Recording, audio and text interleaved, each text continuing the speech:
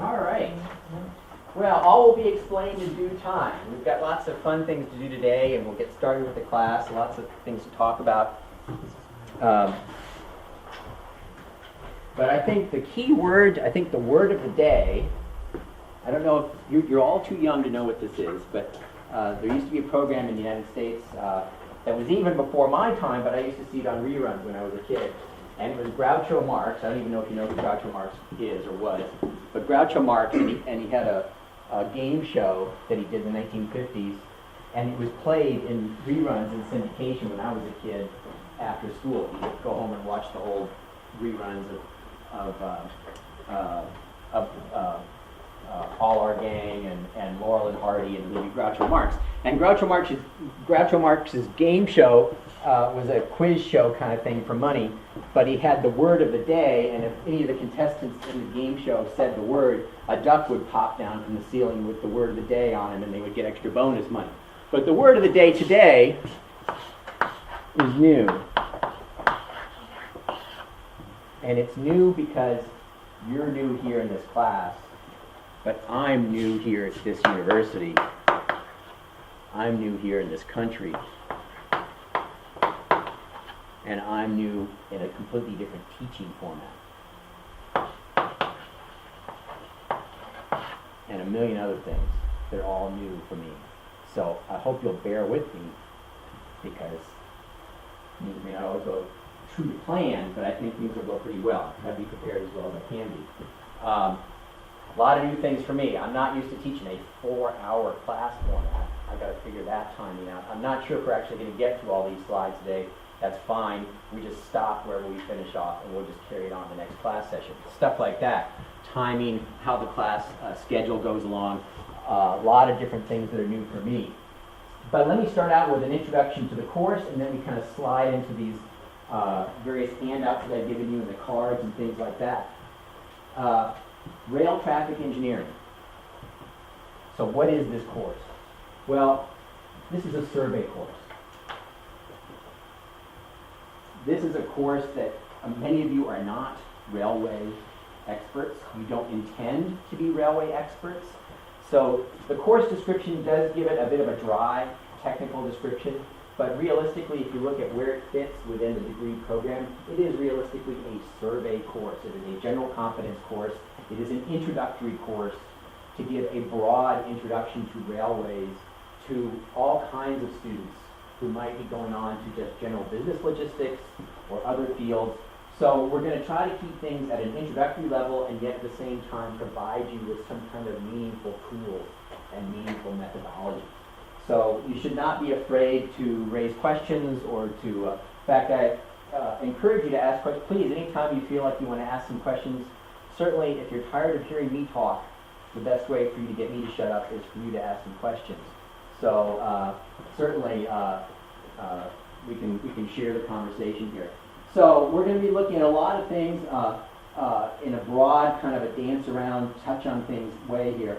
But we definitely want to start out by looking at railways as a business, because we all live in a modern age where we have to worry about business activities. We have to make our enterprise function. We have to get the bills paid. We want the business to be successful so that we have a salary, so that we have a job next year. So we all have to be on the team, pulling together to make the business successful. So we need to understand what makes a railway a successful business. Then we'll look at planning, and we'll look at operations, and of course we're a technical university, so this course does have a significant chunk of kind of geeky, nerdy, technical information. You might not, if we were teaching this course downtown at the business school at the University of Copenhagen, we probably would take that techie part out. We probably wouldn't sit here and talk about how many different kind of brakes there are and how many different light bulbs there are in the signal system and this kind of stuff. But we will do a little of that here because we are more technically oriented to this. There will be some chunk of technical component to this. Here's kind of how I visualize the topic distribution for our course this semester. Kind of roughly in proportion to how I see us covering things. And as you see here, we have operations management, very traditional business operations research topic here.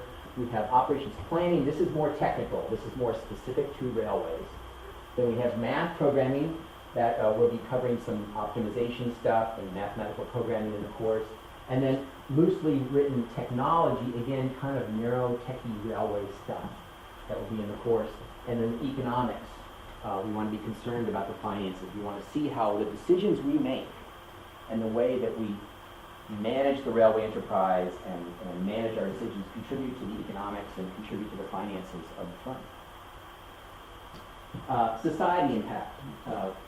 Many of you, I suspect, just based on my survey of what DTU does and what the students are interested in, probably care about societal impact, probably care about green energy and green transportation, these kinds of things. So we want to touch on those topics too as we walk through the topic of railway management. Mobility, all these different things, quality of life, safety, we'll talk about certainly signals is a safety topic. And so here's kind of a listing by field area of what I expect to cover during the semester here. Today we'll start out with some history and economics, assuming that we can fit it all into the 4-hour cycle here. And then next week we'll get into infrastructure. We'll talk about track and signals, very techie kind of stuff, you know, machinery and electricity, how these things function, the train dynamics, mechanical dynamics of a train, how it accelerates and decelerates, and what we've got to worry about there. Then the week after that, I think of the schedule through here, the week after that, this week, that week, we'll get into some mathematical programming. We'll start looking at timetables and mathematical programming. Then we have a field trip, I think. The field trips are not all confirmed. They are still in negotiation. But assuming we have a field trip the week of September 30th, and then the week after that, we're kind of launching some capacity stuff and simulation. And then there is then we have our break. And then there is a case study that we'll prepare that will be turning in for credit, a business case study on railway signals, believe it or not. And then we'll wrap up the semester with a couple more field trips in November and queuing theory. We'll talk about congestion, and we'll bring in the topic of queuing theory and discuss how congestion on the railway leads to increased delays and performance problems, and they're very much related to the concept of queuing theory. Evaluation of the course. So how are we getting graded here? How are you getting evaluated? Well, this is new. This is new for me. I'm not used to doing it this way. I'm used to a environment where I run the course, and I'm the one setting the grades, and I do everything. But here in Europe, it's different. So here we will have, I guess is what's traditional for you all, we'll have an outside person coming in who will participate in the exam process. And so that outside person has a major voice in your grade. So, which kind of great, because it kind of takes the pressure off me. So if you don't like your grade, it's like, you know, it's not my fault. You know, you could blame this other guy. It also, I think, maybe makes us a bit more on the same side of the table. Maybe we're more together as a team, because I'm helping you to impress this outside guy, and we're going to grade. So maybe you can think of it that way. So we've got exercises that I'm going to assign during the semester. Now they will be clearly marked. I mean, sometimes we'll have like these practice things that aren't, quote, graded exercises. But when it's a graded exercise, I'm going to be very explicit and say, hey, this is a graded exercise. And you will hand that in, and we will grade them, we will mark them, and we will return them to you only with our comments. We won't return them to you with a grade marked on the assignment. We'll return them with our comments. You will keep a copy. And then at the end of the semester, we'll have this copy of your exercises from the semester. Then we'll have your exam, and that together we will evaluate and determine your grade for the course. Pretty standard stuff otherwise. We've got our exams basically 2 weeks after the end of the course. 2 weeks after the last lecture. We have our last lecture like December 2nd or 1st. What is December 2nd is our last lecture? It's in your schedule. So we have our last lecture the first week of December. You got a 2-week brainstorming period, and then our exam cycle will kick in right there 2 weeks afterwards. And on that exam, we will be providing some kind of a set of suggested questions that will probably be and probably the exam will be driven off of those sample questions that we sent out. Where do you get help? So this is me, my office. My phone. Anyone try to call me on my office phone? Has anyone tried to call me on my office phone? No? I thought maybe someone had. Okay, all right, good. Well, that's just as well because I have no idea how to work it. I have no idea, and it's all in Danish. So I just, whatever it does, I don't know. Good luck trying to find it. But my position here is such that I pretty much am going to have a Monday through Friday in the office schedule. I'm pretty much going to be here all work days. So you probably can find me most days in my office. My mobile, here's my mobile number there, cellular number there, for those of you with gray hair.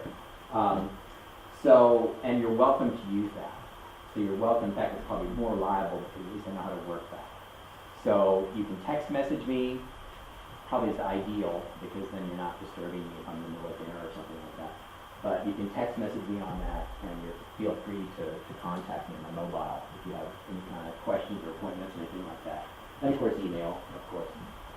And then we have Fabrizio over here, and he'll give a short intro here in a few minutes. We've got some stuff to present.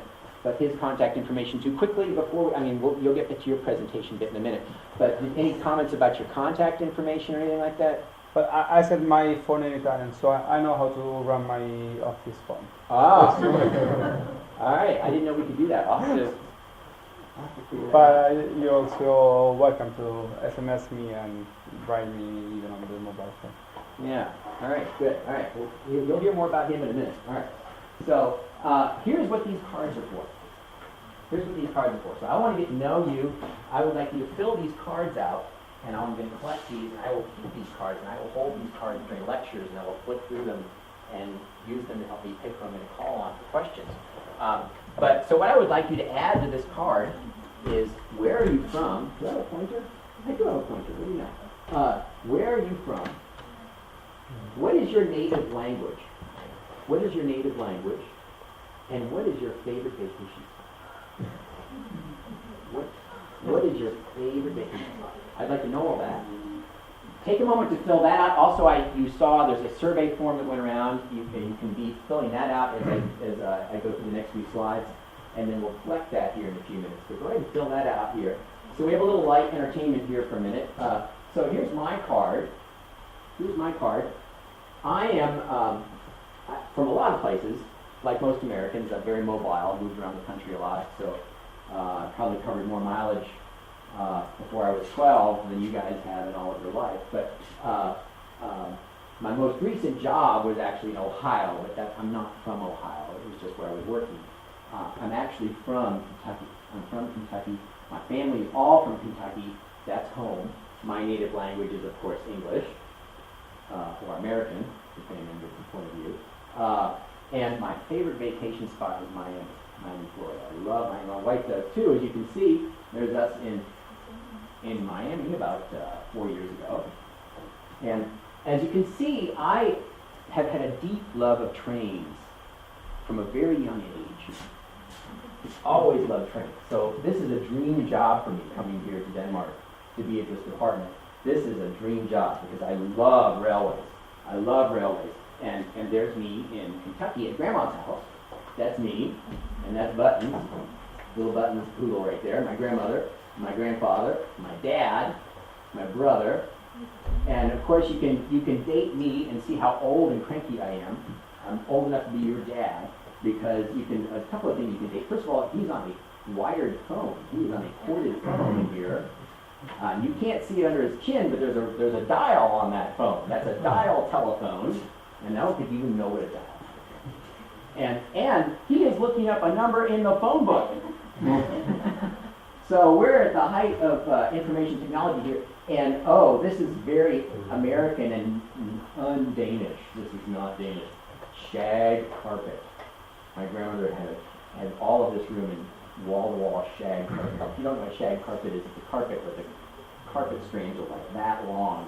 And God help you if you spill any food on it or something, because you're never going to get it clean again.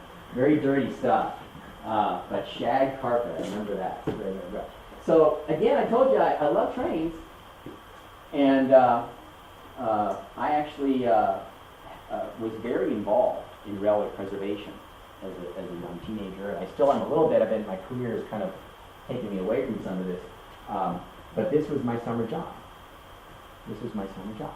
I was a steam locomotive fireman on the Strasburg Railroad in Pennsylvania in 1986, working 6 days a week, hard labor, shoveling coal, cleaning the firebox on the locomotive. But I really learned quite a lot about the hard reality of making the trains go. And I did all kinds of jobs on the railroad, not just fireman, but occasionally I got to be engineer and occasionally did some other responsibilities. That was fun, but I actually have an engineering degree. I have a Bachelor of Science in Engineering, I got a mechanical engineering degree, and my first position out of school was actually working for the Pratt & Whitney Machine Tool Company in Hartford, Connecticut. And I was an engineering degree from a liberal arts college, so of course I was a technical writer. So I wrote the instruction manuals for these machine tools. And this is just a small one. This one isn't even very big. They built these enormous multi-axis machine tools, milling machines, and they were the milling machines that cut the turbine blades on gas engines, gas turbine engines, and really heavy stuff. And I wrote those instruction manuals for about a year and a half, about 2 years for that company. But this is why I want to emphasize again why we want to spend some time in this course covering economics and money and finance, and why you should too. I don't care if you just think you're just going to be a geek doing engineering work the rest of your life. You need to care. Why do you need to care? Because this is the Pratt & Whitney factory. This is the Pratt & Whitney factory in Hartford, Connecticut. Not to be confused with Pratt & Whitney Aircraft. Funny story about that. Pratt & Whitney Aircraft and Pratt & Whitney Machine Tool are not the same company, and Pratt & Whitney Machine Tool is older. And Pratt & Whitney Aircraft, in fact, is a thief, is a copyright thief, because Pratt & Whitney Aircraft named themselves Pratt & Whitney because they bought their first crankshaft from the Pratt & Whitney Machine Tool Company, and they wanted to know what to name their company, and the crankshaft had Pratt & Whitney stamped on it, so they named their company Pratt & Whitney Aircraft because of the crankshaft they bought from Pratt & Whitney Machine Tool. True story. I'm not making that up. It's a true story. So, way back in 1920 or something like that. So anyway, Pratt & Whitney Machine Tool, this whole facility is Pratt & Whitney Machine Tool. There's the headquarters right there where I work. Great, proud company with big bronze plaques in the hallway talking about how they contributed to World War II and they saved the world. Great company. It's gone. There is a Home Depot on this property now. Home Depot is Bauhaus. It's a home improvement store where you buy lumber and lamp fixtures and plumbing. That company went bankrupt in my last year there. They went bankrupt because they didn't stay up. Number one, they didn't stay up to date with the latest in technology, and they didn't manage the business. They didn't manage the cash flow. Cash ran out. They couldn't get parts and materials to keep the production line going. End of business. So finances are very important. After that, I went on to MIT. I got a degree in transportation, and I went in the trucking industry because a guy who owned this trucking company was an MIT grad, and he liked me and he hired me. And so I went up north into Maine, and I worked in this trucking company doing dispatch and scheduling and learning all about the trucking industry.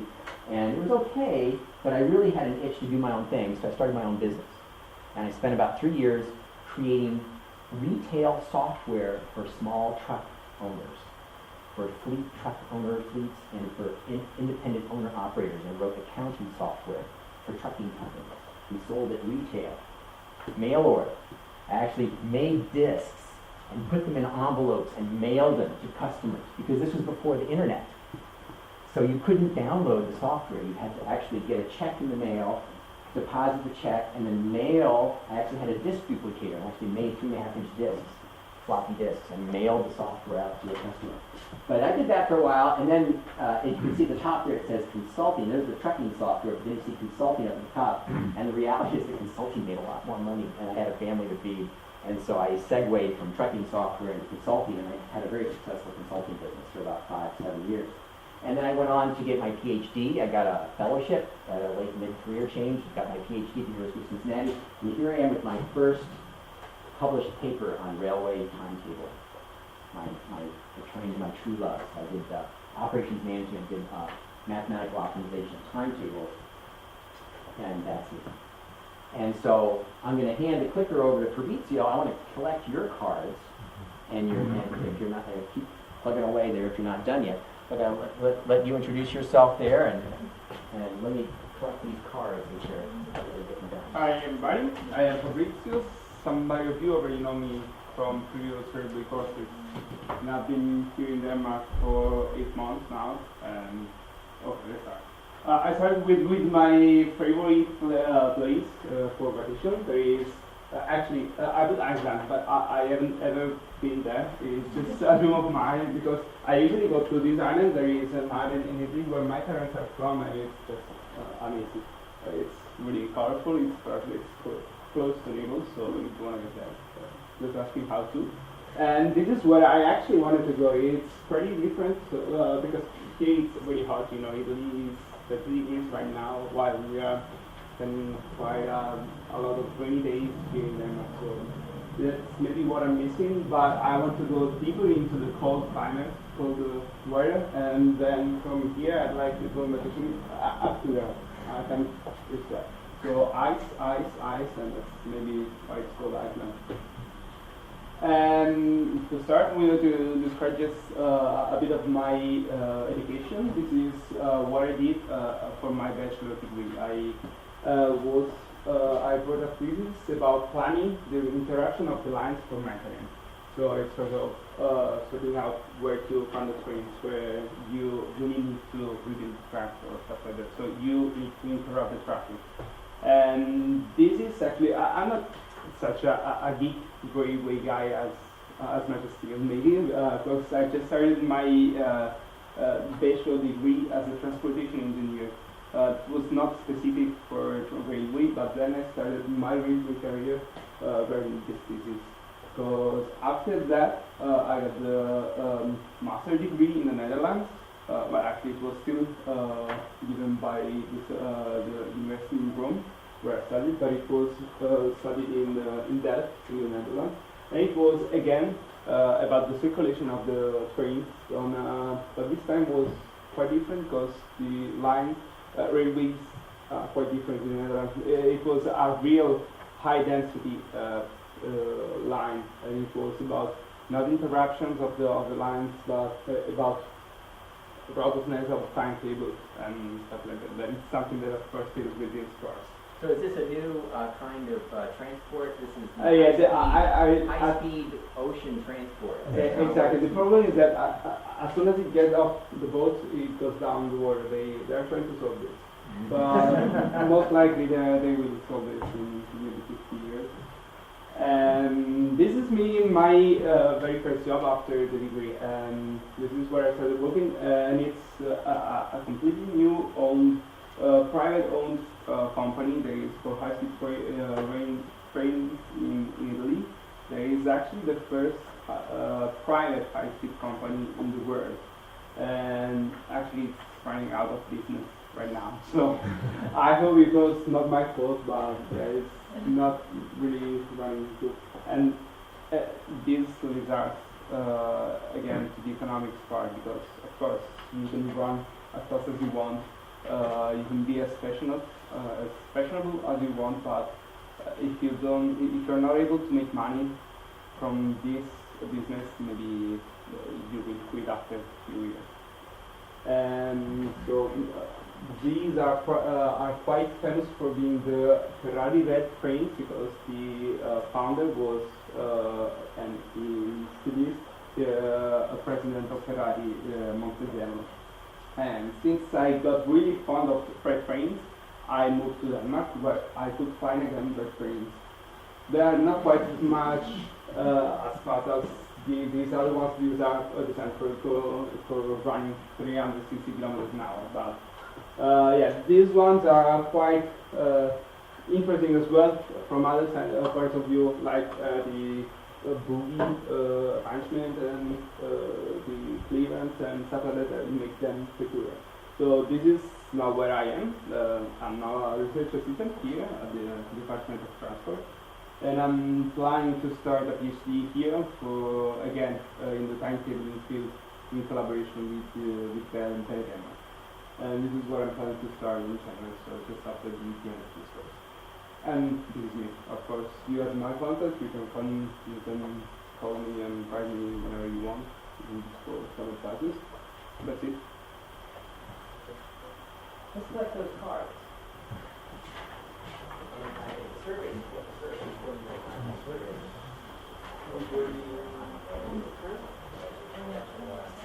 Yeah, sure. Maybe you are one of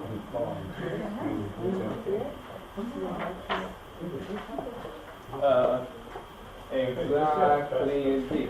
Your name, your hometown, your native language, and your favorite place for vacation. Okay. And did you get our handout? Yeah. And if you would please write your name down. Take the card, you can send it to the survey. If you can find your paper for not writing that, and here's the marker.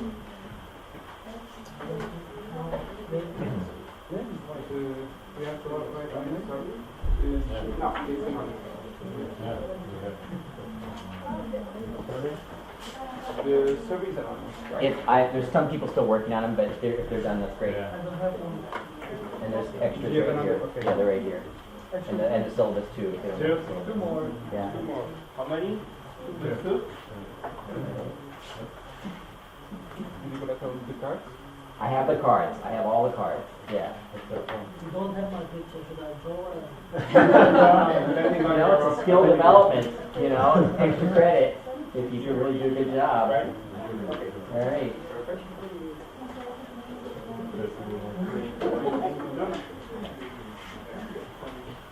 Have you seen the one where Mr. B brought the units?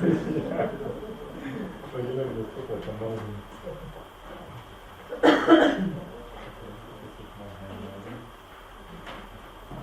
Harishanan? So you really grew up in a three-language home. Good for you. Good for you.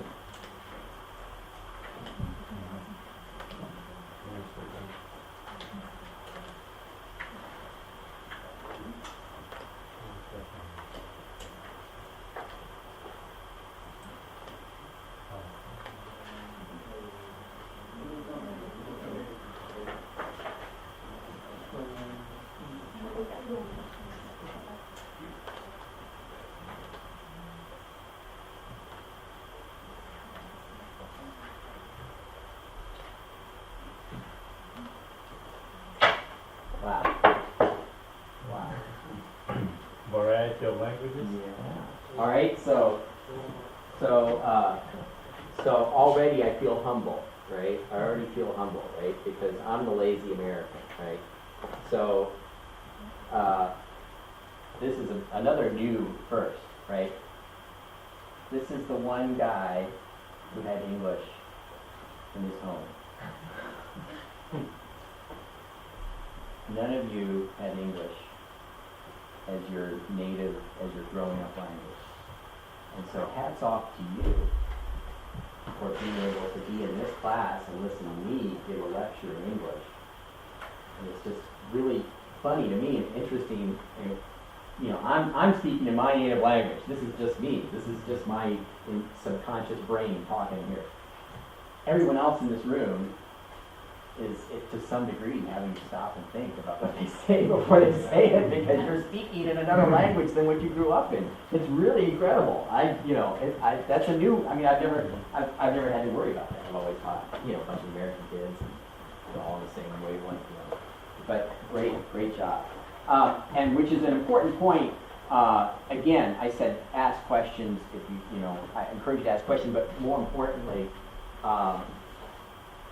If you need me to repeat something, or if you need me to say something in a different way, or you need me to clarify anything I've said, you must not be embarrassed to ask me, because none of you have English as your native language. You have different levels of understanding, and I just could rattle off some stuff, and you have no idea what I'm saying. Not only that, but I suspect many of you were taught with British English. And so now I'm coming to you with an American accent, and maybe you're going to have a hard time understanding my accent, So please, There's no embarrassment there, and it's certainly not a reflection on me, because God help you, you're the ones who are doing this all in a language, second language. So good for you. Thank you so much for collecting these. So let's see what we got to work on here. Yeah, lots of. It's going to be really interesting to figure out everything's from all over the place. Wow. You know, wouldn't it be so cool if we could like pool all of our frequent flyer miles? Wouldn't that be cool? Oh, think what we could do. Oh my Lord. We could, the vacations we could take. All right. Oh my Lord. So here we go. So what are we going to talk about here? So let's start out a little conversation about railway history. Very brief, just short. And how are we doing on schedule? Good. Okay, we're on schedule. All right, this will make it. All right, good. So brief history of railways. You know, most railways in the early part, most railway history starts about 1830, 19th century. And the very first railways were essentially port feeders. They were built, before the railway came about, we were all dependent on marine travel. We were all dependent by ship, by river, mostly by ship, by ocean, saltwater transportation. And of course, the strengths of the empires of the world were then, of course, driven by that dependency. So when you look at the history of Denmark, it was this colossal, super powerful empire 300 years ago, because it's a country that's very well situated to get around by water. It's very well situated to take advantage of the ocean. It's the control point for the Baltic Sea, all this kind of stuff. And the same thing with the United Kingdom. Why was the United Kingdom such a great power? Because it's ideally situated for ocean transport. So railways in the very beginning were all about, we want to exploit, get into these areas that are not accessible by water. So we're going to build a railway from the shipping port, from the water, inland to some location. All the major railways started out as ocean feeders. The Baltimore and Ohio Railroad in the United States, going from the coal fields in Maryland to Chesapeake Bay. The first railway in Denmark, we'll see that here in the slide, but I'm getting ahead of myself. So feeders to ports, and then in the late 19th century you have this thing called railway fever that gripped primarily the United Kingdom and the United States, probably because they both had very similar financial markets and they both had very similar private financing of the railway system. You did not see this in the Central Europe, in Germany, in Denmark, and this has profound implications in some ways in a positive way for how those railroads, Denmark, Scandinavia, Germany, how they dealt with the decline in the 1950s. So actually in a positive way, you'll see why in a minute. Then there's the collapse. Then there's the collapse of the railways, generally about the turn of the century, turn of the 19th century. Early 1900, there's a collapse in the railways because of too much construction, too much debt, and a lot of competing companies that really had no sound economic reason for being. So you have a period of rationalization and nationalization. Rationalization in the United Kingdom and the United States. Companies merged to form larger companies that could maintain a monopoly and maintain a financial structure. And nationalization in Italy, Germany, Denmark, you name it, all those, France, all these places. Pretty much all down the European line, all nationalized the railways as a response to the financial collapse of the Edwardian era of World War I, before and after World War I. And then right after World War I, you have the rise of road transport, another competitive pressure on the railways. Primarily originated because of what is called the Good Roads Movement. It was actually a movement of the early 20th century, late 19th and early 20th century, called the Good Roads Movement. And believe it or not, the major initiators of the Good Roads Movement were bicyclists.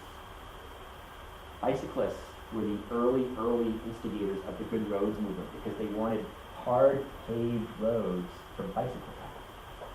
And this is not just Denmark I'm talking about. I'm talking about the United States. In the United States, there was a big bicycle boom in the 1890s and the early 1900s. And these folks wanted hard paved roads for their bicycles. So they were a big push into the Good Roads Movement. And so you have development of hard paved roads as a public service, as a without a lot of careful thought into the economic impact of having building all those paved roads. And you have this huge surplus of trucks, of lorries, in British terms. You have this huge surplus of trucks from the war. When World War I ended, all the Allies had all these army trucks, and they sold them at surplus to private individuals. And private individuals bought these trucks and started trucking companies. And so there's a huge shift in transport right after World War I. And then we have the collapse, kind of in between these two lines, we have the collapse of the 1950s and 1960s in much of the railway industry, and coming together with deregulation in the early 1980s. In both UK and the United States is deregulation, and that leads to a modern revival of railroad traffic. And I'll show you what we're talking about here. So this is a railway map of Wisconsin in the United States in 1940, with pretty much all the track in place from the 19th century construction in the early 1900s. And each color is a different private railway company running in Wisconsin. These are privately owned companies, these are not government railroads. And then, here's more recently. This is 2005. This is primarily all of this track was abandoned in about 1970, 1980. Because there was the collapse of the railroad industry in the United States, and then deregulation, which removed restrictions prohibiting private companies from abandoning the track. And you can see a huge reduction in the amount of track and the amount of area covered. And so this is the post collapse condensation of reduction of track mileage in the United States. And you can draw this same map for the whole country of the United States, and you can draw this same map for the United Kingdom. You can't draw this map for Denmark. You can't draw this map for Germany, because those countries never had the railway fever in the first place. Most of the track, if you look at this older map, you get a lot of parallel track here. You get two colors of ink here, two different railway companies, two privately run railway companies with competing private lines in parallel with each other. And there was a lot of that in the United States. A lot of duplicate track mileage. You probably had between Chicago and Minneapolis, you probably had 6 different railway companies. Chicago, Illinois to Minneapolis, which is Minnesota, north central United States. And you had examples of that all over the country. We had duplicate railway mileage that was only even remotely financially feasible when there was the huge traffic demand of 1900. And as soon as the automobile came and the highway came and then efficiencies came, bigger steam locomotives, you get a bigger steam locomotive, you have a bigger train, it carries more freight, suddenly you don't need 12 other trains. So you don't need that line anymore. So efficiency is all about that. So this is a very common pattern, this contraction of the railway industry. This is now leading to problems, because what happened in the 1980s was we had, both here and in the United Kingdom, we had excess capacity. And all of the mental vision, all of the regulation, all of the deregulation, all of the public policy today still in North America and in the United Kingdom is built on a premise of excess capacity. It's built on a premise that we have too much track, and we need to get rid of it. And we've got to shut down these failing railroads. And in the United States and the United Kingdom now, we have congestion. We have real problems with capacity. Now the public, especially in the United States, has not caught up with this reality. The general public, especially in the United States, still thinks of the railroad as an archaic, obsolete technology that nobody uses anymore. And that's primarily because in the U.S. you don't have the passenger experience to this. You don't have the daily life component of railways as part of someone's daily activity like we do in the United Kingdom and here in Europe. But congestion is a real problem. And a lot of the research and a lot of the investment going on in both of those countries now is a focus on how do we address the capacity issue? How do we just address congestion? How do we get more out of this resource when we've already sold off the abandoned right away to make track houses? And we don't have the ability to build that track back again. So deregulation, I mentioned deregulation. It's been going everywhere. It's much further along on the English side of the water than it is on the other side of the water here. In the United States, it really starts in 1980. We had some enormous collapses. We had some very, very public and very graphic collapses of railway companies, particularly a company called Penn Central, which was a merger of the Pennsylvania Railroad and the New York Central Railroad, both of which were big, famous railroads known for being super successful and the standard bearers of the world. And they merged in about 1968, and they promptly went into bankruptcy about a year later. And they just collapsed for a variety of reasons. But a big part of it was they had too much track. The whole point of merging was supposed to be to get efficiencies, to reduce excess resources and to become more efficient. And because of the regulatory structure, because of the government regulations at that time, they could not achieve that. And so they merged, but they essentially still had as much track as they did before, and they went into bankruptcy. They just failed miserably. And the Penn Central and a bunch of other eastern railroads in the United States were merged together under government regulation and purchased by the federal government and turned into something called Conrail, Consolidated Railroad Company. And they were, for about 10 years, a government-owned railroad in the United States. Now, of course, we don't want to do that in the United States. We're not big on government-run railroads. So Conrail was privatized in the early 1990s, and then it was actually split up into two pieces, which were then bought by other private railroad companies, and now part of Norfolk Southern and CSX today in the United States. But this huge change meant freedom to set rates. It meant no more having to get permission to change the rate on cargo, to change the rate on grain or steel or iron or anything else, and freedom to get rid of a lot of excess track. So you got a lot of nice bike paths in the United States now. They abandoned these beautiful railroad main lines and turned them into bike paths. And then the ICC was abolished. The ICC is the Interstate Commerce Commission. That was the primary regulatory authority for railroading in the United States. In Britain, you have a similar thing. In Britain, you have Network Rail, 1994. You have the privatization of British Rail and the separation, and this is really revolutionary, the separation of the enterprise into a company that runs the track and a company that runs the train. And that's a big deal. It's called open access. And Britain has been a leader in that. And there were some rough times. There were some pretty bad rough times there in the first 10 years. But they kind of got the hang of it now, and it seems to be working out. And we'll be, I'll mention that again here later in the course. And then in the EU is kind of trying to do what the British have done. They're kind of moving in that direction. It's not moving very fast, but it's kind of happening. So here in Denmark, we have the track company, Bain Denmark, the national railway company that owns the track. And then we have the people who run the trains. And we have, of course, DSB is the big one. They run most of the trains. But you have Deutsche Bahn running the little local commuter, little regional trains up north, here north of Hillero, up there, Greystale, and all these towns north of us.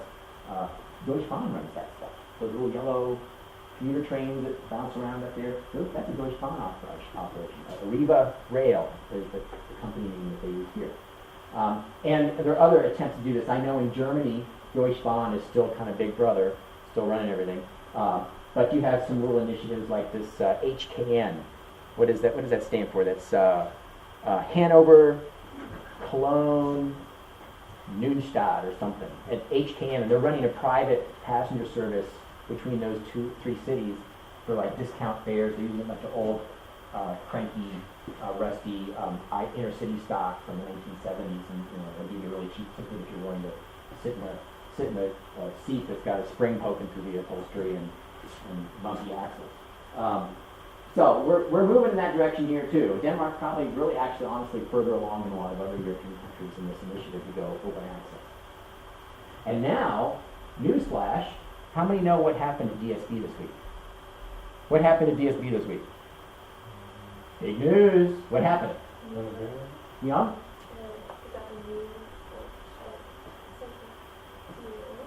We got rid of the old one and we don't know who the new one is, right? Jesper Locke, the chief executive of DSB, apparently a really smart guy, and I'm really annoyed because I was looking forward to meeting this guy. And a good friend of some folks here in the department. Previous career, Maersk Shipping Line, non-railroad guy, not a railroad guy.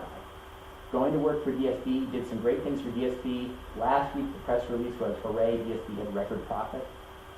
And of course, you know that was the signal that he was like, hey, I want a new job. So he resigned on Monday. And I guess he's got something new, some better job that's going to pay more or something because he's going to build his career and move forward. But big shock at DSB because now apparently, I'm starting to learn all this. Some of you guys who are locals know what I'm talking about. But apparently we got some elections coming up, a little bit of political wind change here in Denmark. And now we got nobody at the leadership of DSB.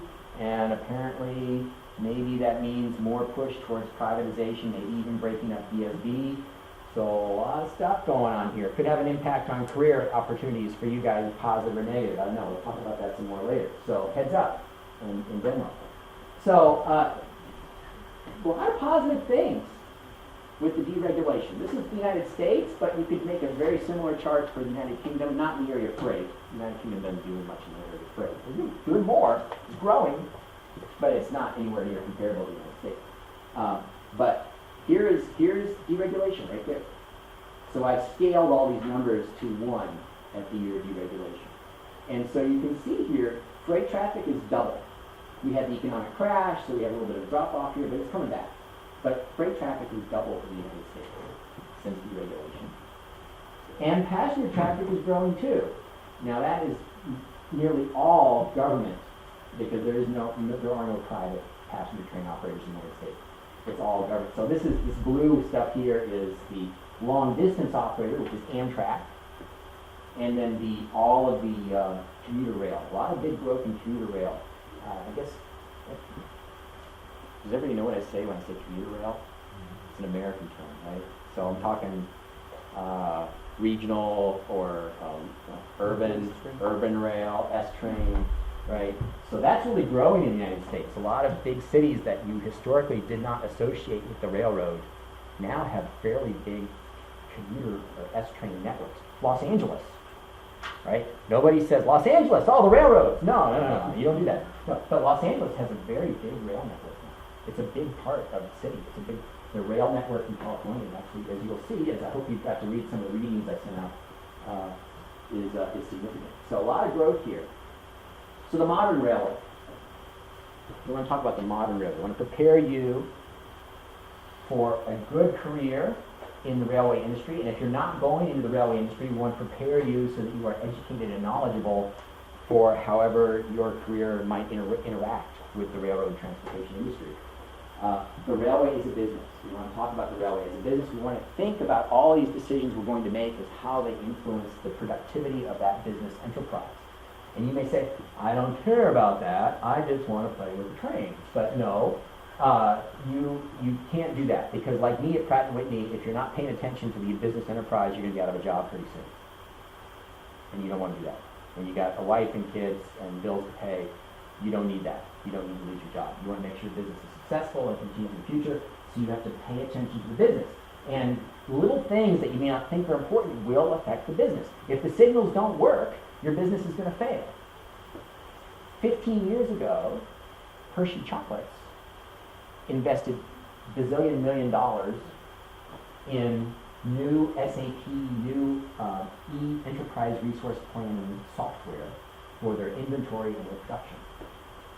They spent all kinds of money, consultants and everything, put the whole thing in service over the summer. And then August came around and collapsed. It melted down. It didn't work. The technicians got it wrong, the software didn't work, the stuff didn't work. They couldn't make deliveries from warehouses, they couldn't schedule a chocolate manufacturer, and they missed Halloween. They were not a player in the Halloween market of 2002. They didn't even have product in the shelf. They literally lost money that year. So even little things, you may think, oh, it's just machinery, it's just technical, but you've got to think about, what am I doing? How is it going to influence the actual productive operation of this business? How is it going to affect the bottom line? How is it going to contribute to customer satisfaction? How is it going to generate revenue and new customer base for my company? So, the big picture here, customer service, retention, acquisition. We're concerned about this, especially both in freight and passenger, but especially in passenger. You want a good experience. You're selling a product. You're selling a service to that customer. You want to give them a good service. You want to give them a safe experience, and you want to deliver them value for their money. So we want to be concerned about all that, and we have to have return on investment. We can't just throw money at problems. We can't just gold plate the track and use leaded crystal for the windows. We can't do that. We got to think about how our expenses will generate a return on investment. Anybody sad that there's no longer a beverage cart on the Danish train? Anybody miss that? No? I I think one of the most enjoyable parts of going on a big train journey is getting that little snack and sitting at the window and looking out the window with that little train food, you know, I like that. So I'm very sad. I hope they figure that out, because I think that's a big mistake. I think it's a huge mistake. You can't have a real train journey if you don't have train food. It doesn't work. So, railways in Denmark. As I mentioned,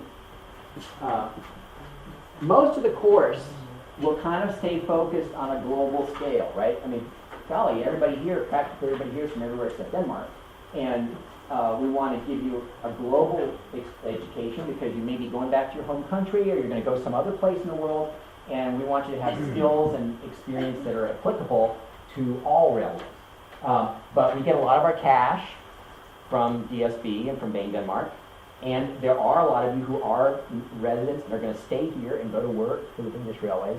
So we'll kind of have this slice that we cut out every couple of conversations where we kind of focus on Denmark, especially. But most of what we talk about is applicable everywhere. So here's Denmark as an example. And again, you know, ocean. This is a country that historically is all about the ship. It's all about marine transportation, right? You know, and in fact, this map is 20 years old because you see there's no bridge. There's no bridge right there, you know? So you're really isolated. I mean, you can't go anywhere without a paddle and a canoe. You can't do it. So, you know, railways in Denmark, you know, that's kind of like, you know, pizza at McDonald's. It just doesn't, you know, it doesn't fit, you know. But where was the first railway in Denmark, right? So look at history. Once again, a feeder for the ports. The first railway, now, some of you native Danes are going to be like, well, okay, this is in Denmark. Well, right, so we're going to have that argument, or depending on which side of the political divide you're on, right? So this was Denmark for a while. And then, you know, somebody, you know, lost the battle, and then it's not anymore. But when this was Denmark, this was the first railway in Denmark. And it was to go from one ocean port to another ocean port. It was to connect the Baltic with the Atlantic and skip that nasty bit between the castles and the cannons up there between Norway and Sweden. Very political, right? Because if you can move your freight through here and you don't have to fight the Norwegians and the Swedes anymore, then suddenly you got money in your pocket. So this was a big deal. So it's a seaport connector. Oh, and hello, an innovator. Railways have very often been on the leading edge of technology. Now, none of you are from North America, so I'll mention this, but you don't know what it is. Sprint. Anybody heard of Sprint? It's a phone company in North America. Do you have that here? No, you don't. It's a North American company. It's a Sprint. It's a telephone company. Mobile phones, communication, wireless. Leader in technology. Sprint. The name Sprint stands for Southern Pacific Railroad Information Network. The Sprint telephone company was founded by the Southern Pacific Railroad, and they used the railroad rights-of-way to run fiber cable. And all of the data network in the United States is run along railroad right-of-ways. It's fiber cable laid down to the base of the tracks. So anyway, early technology, this, I believe, I'm still digging into the details here, but I believe this little Danish railway right here was the first railway to establish a standard time zone. Because deep engineers that they were, they determined that the solar time here in Kiel was 40 seconds earlier than the solar time down here in Altona. And we have a town in Pennsylvania named after this called Altoona. But anyway, so they set a common time zone for the whole railway line. So again, technology, worried about timekeeping. You can't tell what time the trains are if you don't even agree what time the clock says it is. So, and again, I mentioned earlier other early railways. You know, Sweden 1855, Norway 1854, Germany 1835, Britain and the U.S. Right. So these countries much less industrial developed and much more focused on marine transportation. These countries more industrially developed and much more eager to get at coal and iron and steel and these kinds of things. So here's the modern railway network in Denmark today. Of course, we have a bridge now right there. And, you know, we're going to have a bridge here if we can convince all the border shop people to let go and let us do it. So modern railway network there. A lot going on. A lot of job opportunities for you guys in Denmark if you want to stay and learn Danish. we have a lot of traffic. This is boggles the mind. Now this is for the whole year. So we have 1.2 million train, I guess, departures or paths, train paths, I guess is the most accurate term. 1.2 million train paths last year, and we have 19,000, which is, United States, you reverse these numbers. The United States would be like 1 million freight train paths, and like 19,000 passenger train paths. But, so 19,000 freight train paths, and of course we have 45,000 arrivals and departures. I mean, that means train arrivals. That's timed departures and arrivals at stations, I think is what that means. And then we have a lot of track here, 2,000 kilometers of track, and then half of that is double track here in Denmark. But that's not enough, because we got a financial side of this thing. So DSB is making some money, 12 billion kroner of revenue, 386 million kroner of net before tax, before the 95% tax rate, and then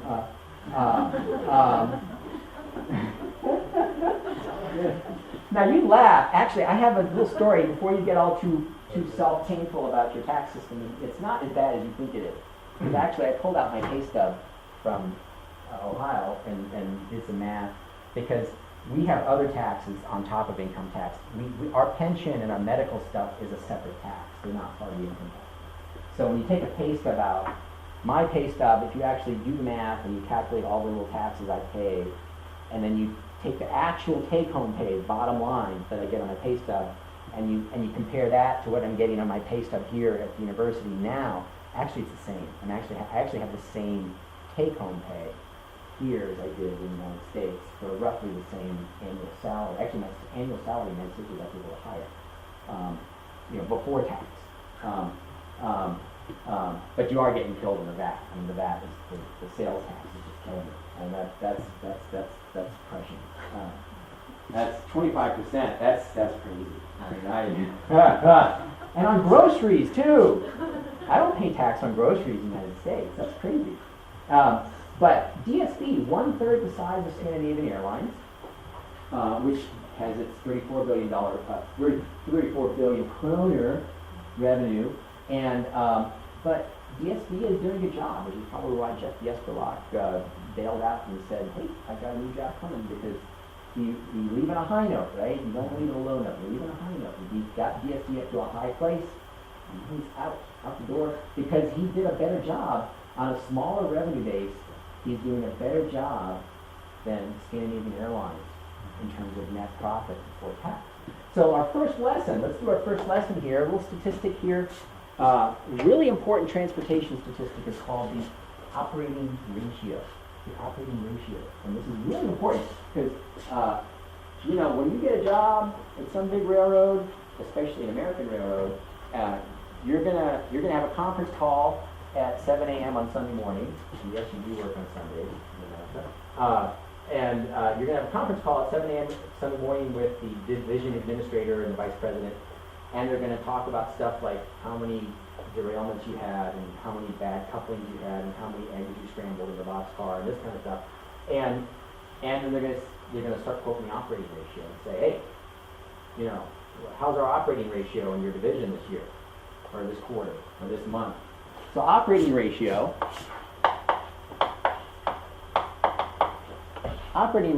is cost over revenue.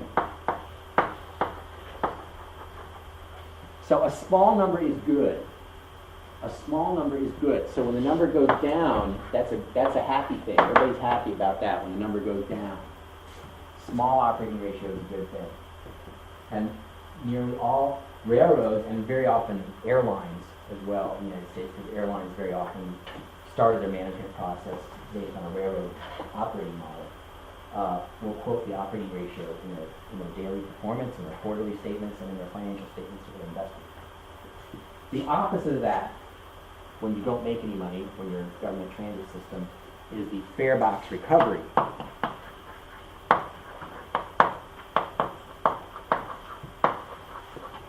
And so this is the inverse of that. So fare box recovery is revenue over cost. Revenue over cost is your fare box recovery. So if you know you're going to lose money, then you're like, well, I want a higher number, and I'm trying to show how good I did by covering as much of my cost as I could. And in the United States, I think many times in Europe as well, public transit systems, bus systems, subway, light rail, this kind of stuff, not very normal for them to have 50%, 60% fare box recovery. San Diego light rail system, and when it first opened, San Diego, California, San Diego opened a light rail system in the early 1980s, and they were like gods. They were like the great magicians because they had a fare box recovery of 80%. 80%. And that was like the most beautiful thing they'd ever done. And they were the role model for the rest of the country for about 10 years.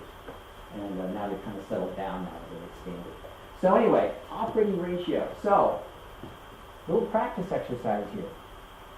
What are the operating ratios based on this information I've given you for DSP and Louisiana? Take a minute to calculate that. Take a minute. What is the operating ratio for each of those two companies based on this information?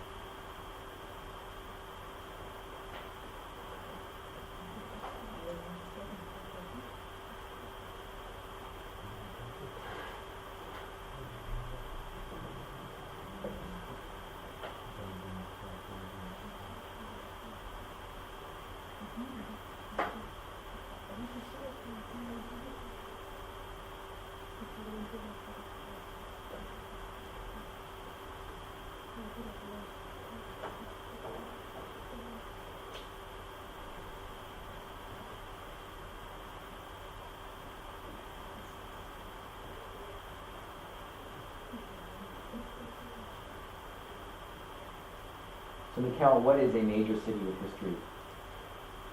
What is a historic city? Just some place where there's something to see. Have you made a list yet, or you You just haven't taken history class yet, so you don't know what the answers are?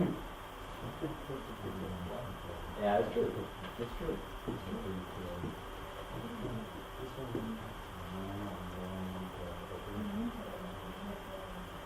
Anybody have an answer yet?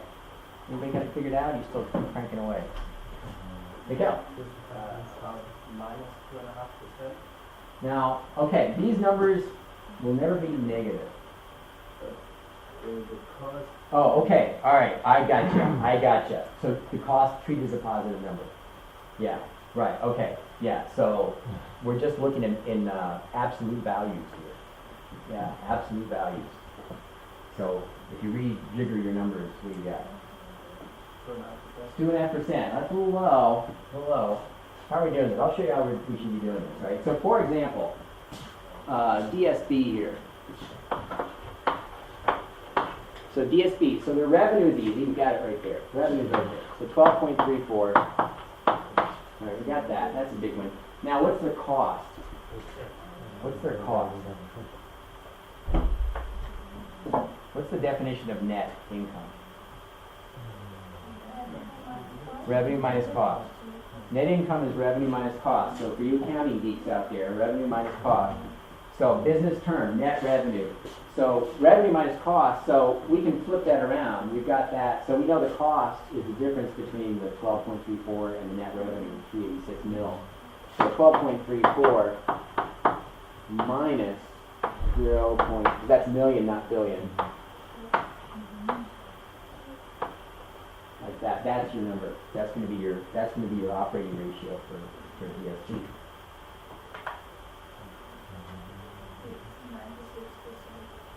Yes. Yes. Plus, depending which way you want to round your numbers. Depending which way you round your numbers up. And what do you get for Scandinavian?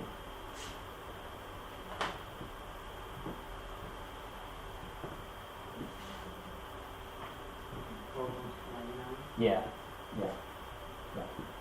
So, now, I'm not so naive. I know Scandinavian's got problems, right? The Scandinavians are struggling airline. They got some issues. They're having a hard time. So Scandinavian, 99% is not a good thing. Because remember, a low number is a good thing, a high number is a bad thing. As it approaches 1, it means you'll break even. And if it goes over 1, you're losing money. You're spending more money on cost than you're getting in revenue. So Scandinavian's got a problem. So DSB is doing a better job than Scandinavian. 97% is pretty good for a publicly held company. And it probably realistically won't really ever get any better, because if it did, the public would demand something change. The public would demand that the fares be dropped, right? Because the whole point is they're not really supposed to, quote, make money as a publicly run company. They're supposed to provide as much service as they can for the least expense. So that shows they're efficiently delivering services within the parameters of what they collect at the ticket box, at the fare box. So 97, 99, in the United States,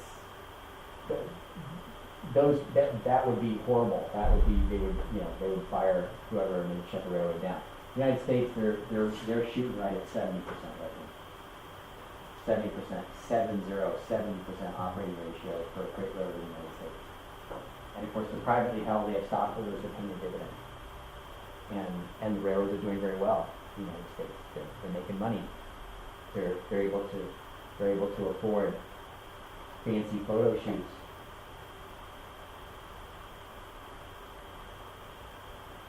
Like that one.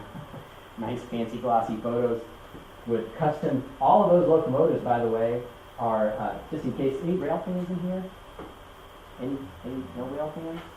No rail fans. I was told I got one. I was told I'd expect a whole bunch of really slobbering, foaming at the mouth rail fans here at DTU, but no rail fans. All right. So for you non-rail fans, which is all of you, it sounds like. So this was a big photo shoot in North Carolina just last summer, actually, just this past summer.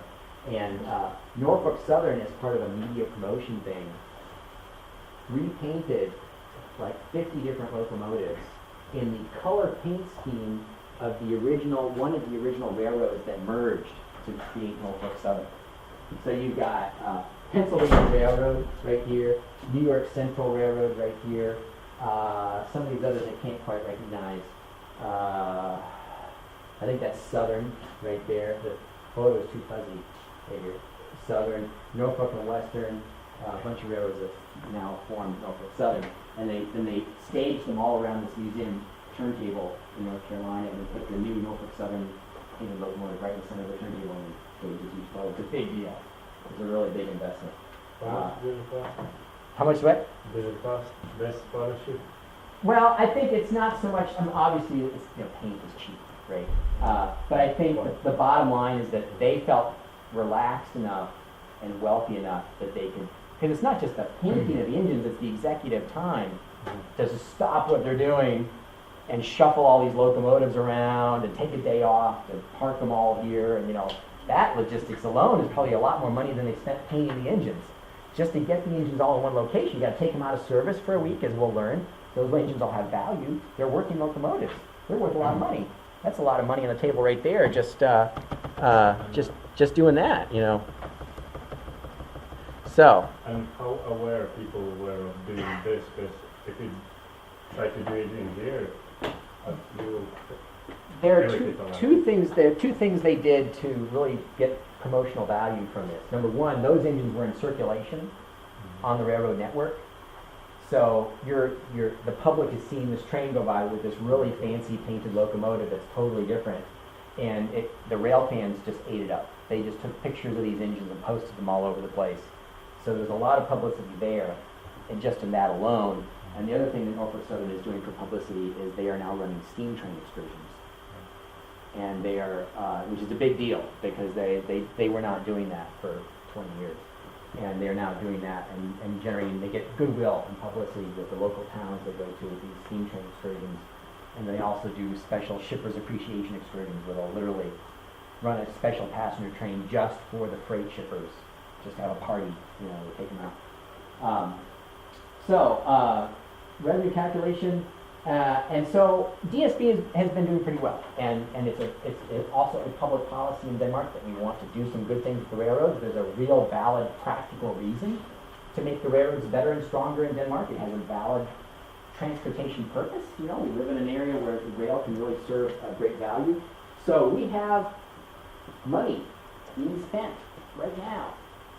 If any of you got stuck on an ESTO bus in the last couple of months because the train wasn't running, you know they've been spending money because they're putting money into signals, and the little green thingies here are signals, and then we got the electrifying thing going on here, and we're adding electric wire to again, more green energy. You use wind power to get electricity to run the train. No more diesel, smelly, particulate diesel trains on the line. A lot of money being spent here on the Danish railway system. And this, I want to punch the button and show this, is just one example. And it's going to go, and yes, it's working. All right. No, it's not working. Come on. I'll have to copy and paste the link. Huh. All right, I'll copy and paste it.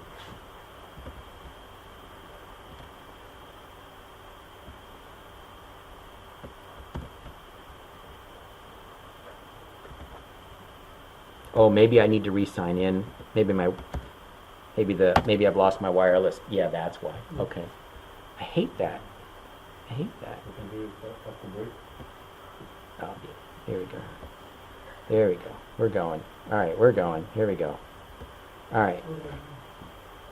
Yeah, we'll break here in a minute. There we go. All right, there we go.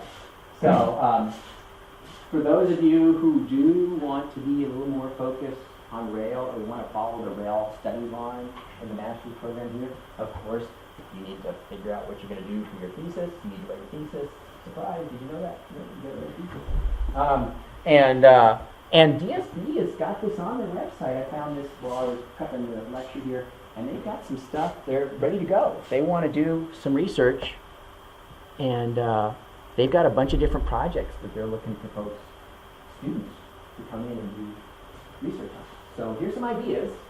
Here's some ideas for research, and of course that, maybe get your foot in the door for a job later on. And while we're on the topic of jobs, another great place, you guys, I've had at least one or two students already ask me for information about career opportunities.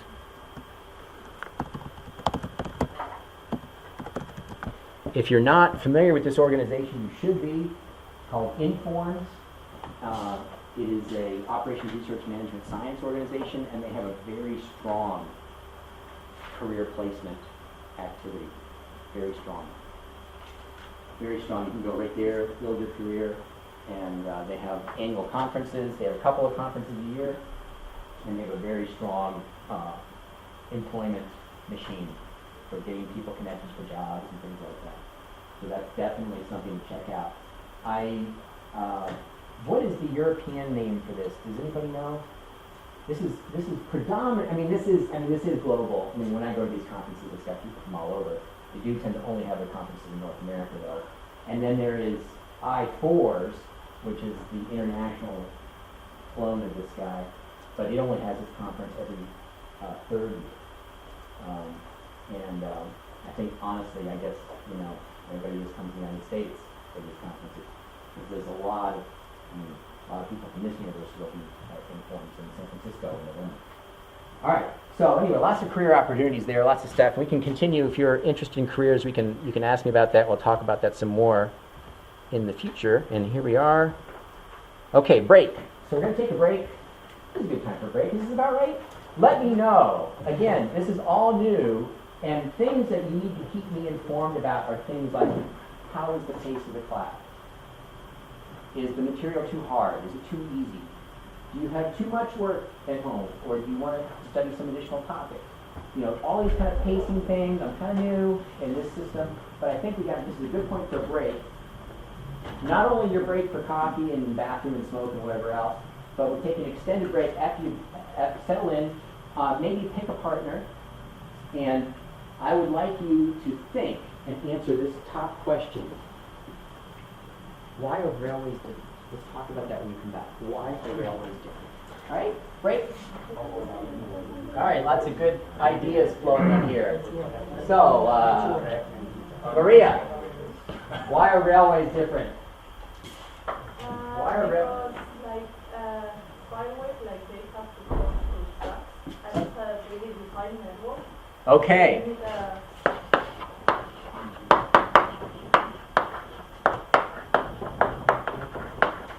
Absolutely, right? I mean, that's probably more than any other transport mode, the railway is fixed.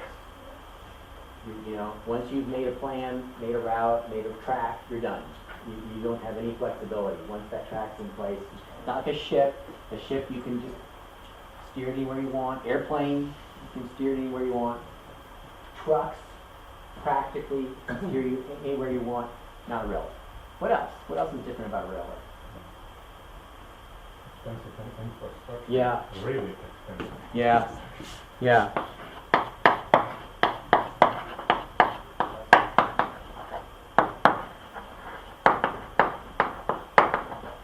Yeah, absolutely. A lot of money.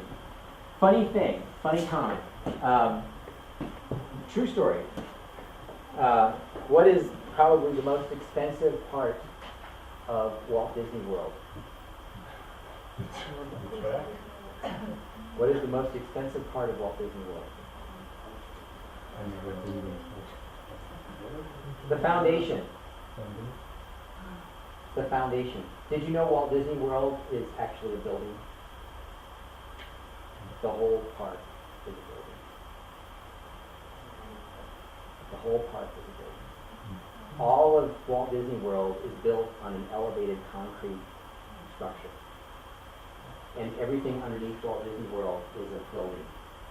And all of the employee lockers and administrative space and trash pickup and utilities and everything is underground under Walt Disney World. And they built it by leveling the ground, and they built the building up in concrete, and then they built the theme park on top of the that's a building. magic. Walt Disney World, both. Walt Disney World in Florida has the underground. The Disneyland in California is older, from 1955, and actually they did not build an underground structure. And Walt Disney was so frustrated, he was angry that he saw people pushing trash bins through the park, right? He was picking up trash, and some guy is pushing a big cart full of trash right down Main Street, USA. And he was so furious about that when they built Walt Disney World in Florida, he said, and they built the structure underneath so that all of the utility functions happen It's not underneath. an Epcot. Oh, it's not, it maybe not, you're right, Epcot is not, definitely the Magic Kingdom is on the structure, but you're right, Epcot may not be on the same structure. Epcot is much more dispersed, it doesn't have the same density, isn't that, you're right, yeah, absolutely, yeah, very good. And you, clearly, I haven't looked at your card yet, I work in Epcot. Oh, fantastic, oh, which ride? I was in the Mexican pavilion. The Mexican Pavilion. All right. All right. Oh, fantastic. All right. Yeah, I've been to Walt Disney World 1, 2, 3 times, and then Disneyland a bunch of other times. I went to Walt Disney World as a boy, and then I went there for my honeymoon, and then I went there 10 years ago with extended family. So I love it. I love it there. Fantastic. And of course, anyone else been to Walt Disney World?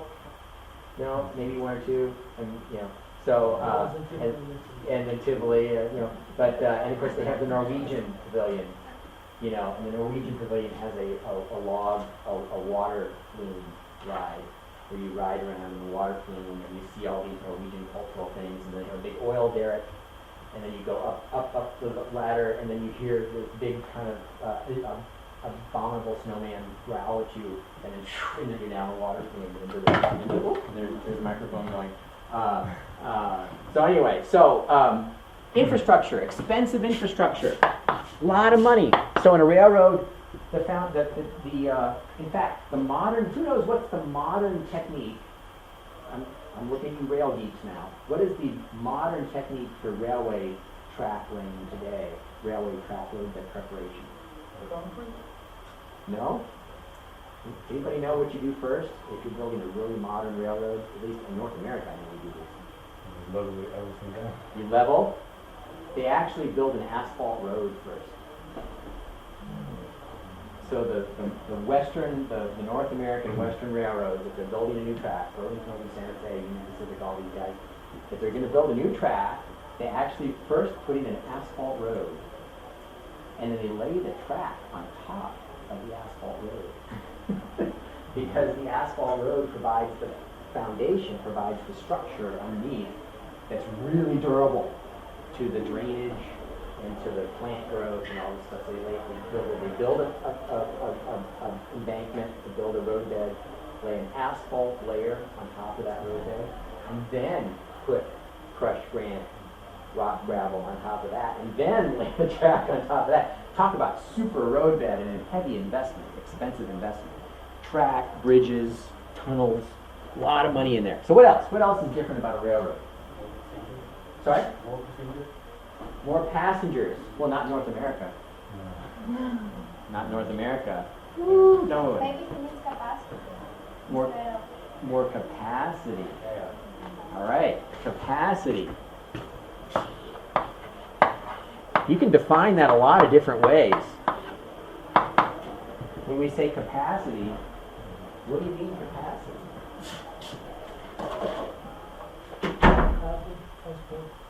So, ton kilometers. So, yeah, go ahead. Per vehicle, Yeah, per vehicle. annually, Yeah, per train.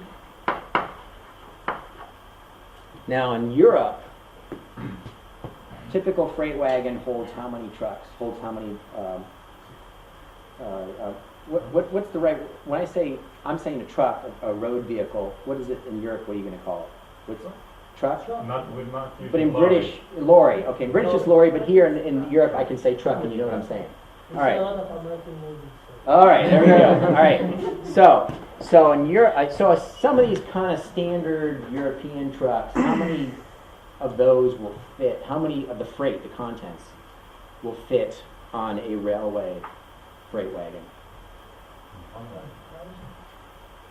Like if you unload the truck and you put its stuff on the freight wagon, how many truckloads will fit on the freight wagon? If a truck is, 15 tons? So actually, I guess the ratio is pretty, because I was going to say, for North America, it is 3. But I guess everything's bigger. So our truck, our long haul highway truck has a U.S. ton rating. I don't know what the metric tons would be, but it has a U.S. ton rating of about 40 tons. And then you can take 3 of those on an American freight car. An American freight car, the modern American freight car has a 132 ton. 132 ton axle load permitted. So we have 4 axles. So the American freight car is it per axle or is it per vehicle? Is it per vehicle? It's per vehicle. 268 is the magic word. 268,000 pounds, English pounds, is the current load limit for the modern freight network in the U.S. Anyway, so the bottom line is a lot of stuff on a vehicle. You got a great big freight car, big unit shipment of stuff on a train.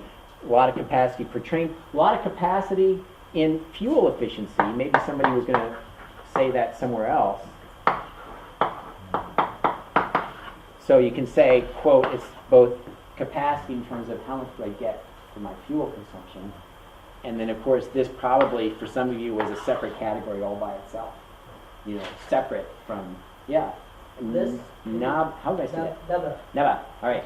Less pollution. And that's all related, right? So you can relate that. So then environment, CO2,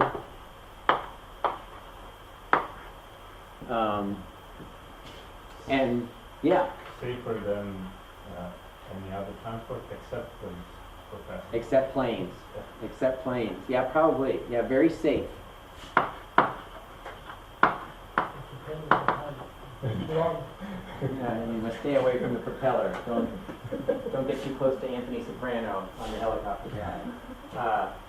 Anything else? What makes railways different? No traffic. No traffic. Should we look? No traffic.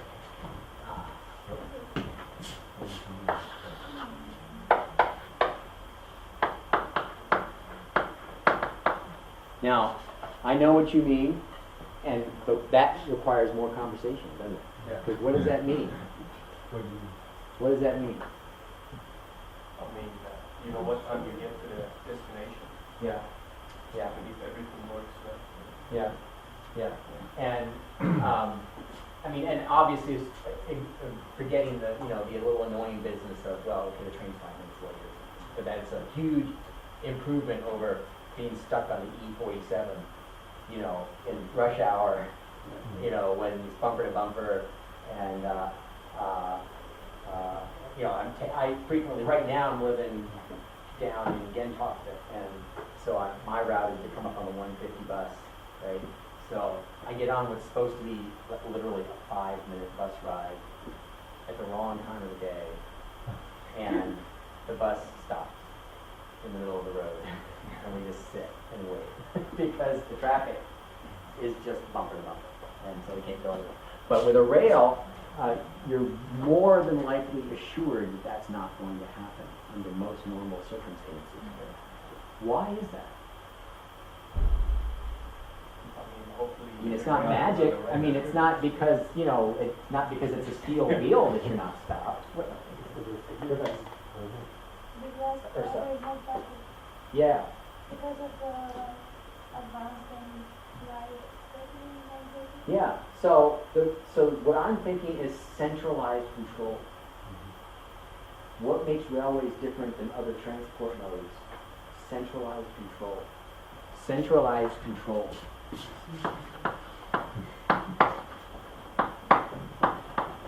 Even before the invention of electric signal, even before the invention of interlocking, even in the age of the telegraph and paper orders to the train crew, you still have centralized control.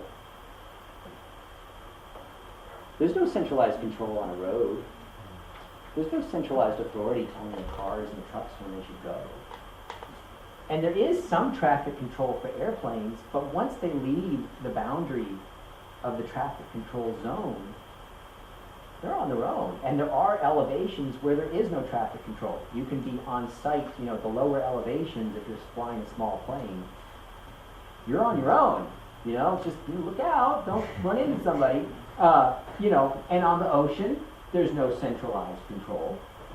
You sail and you hoist your flag and you go and hope you don't crash into somebody. And but in the railroad we have centralized control, and this has huge implications for what we need to invest in terms of our control structures, what we need to invest in terms of management techniques, and how we price the service, and how we go about delivering the service to the customer. Because if there's centralized control, and we at the same time have this cultural desire or economic desire to have free competition and have a free market economy and to sell our services in a competitive market, how do you balance these two things? I want centralized control for the railroad system, but I want free market, and I want everybody to be able to go out there and do their own thing. And this is a real problem. This is a major discussion point in research papers. This is a major point in which governments and policymakers have to decide how do we do this thing. Because even when you have, quote, open access in Britain, where you have the infrastructure owner and you have the independent railway companies, bottom line is those independent railway companies all have to agree on a centralized schedule, on a centralized control. So even when two or more companies are competing against each other as competitors, they have to come together and agree on how they're going to share the traffic resource. So it creates a whole different management dynamic than you would have with like an airline company. United Airlines, Delta Airlines, they don't coordinate with each other. They just, they got their planes, they got a gate, they load the plane up to go. They don't have to agree. They don't have to share information with each other. They don't have to tell each other what their schedule is. They don't do it, but the railroads do. If you're a railroad operator, if you're Virgin Trains in the United Kingdom, you are going to know all of your competitors' schedules months in advance because you have to. Yeah. Now, No, it's okay. yeah. Take it later. All right. Okay. Save it. If it's good, I want to hear it. No. So let's see. Centralized control, infrastructure, capacity. Anything else? Sorry. Higher speeds is truly a possibility. Much more so in the modern age, obviously. So we have some high speed. Maybe a higher commercial speed. Yeah. And why do you mean that? What do you mean by that? Well, we can reach a speed of 300 kilometers per hour, but it's not relevant if it's gonna then go 50 kilometers between some other stations. Yeah. We're looking forward to the commercial. Yeah. You meant 300 miles per hour because it's 500 and something kilometers now, right? The French TGV hit what? 550? 74. Oh, 7 and change now? So 574. quite. Oh, 574. Is that where we are? 574.8. All right. Okay. Write that down. 574. Exam. That's gonna be on the exam. Point 81. Yeah. Miles. Oh, yeah.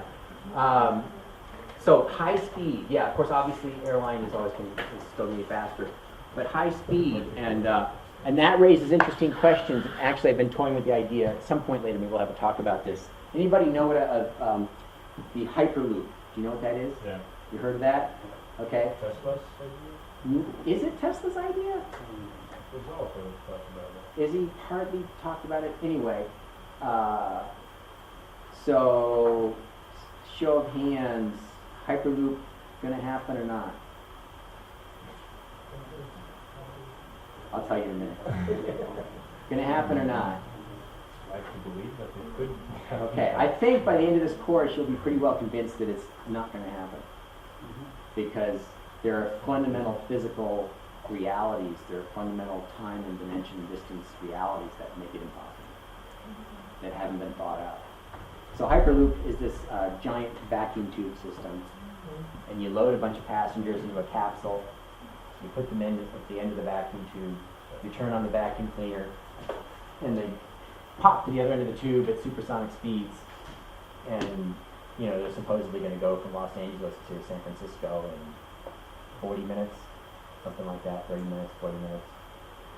And this is so infuriating. It's just and this is something, for those of you who are the technology people, the real technology people, this is where the value is in you learning to communicate and learning to present information and discuss.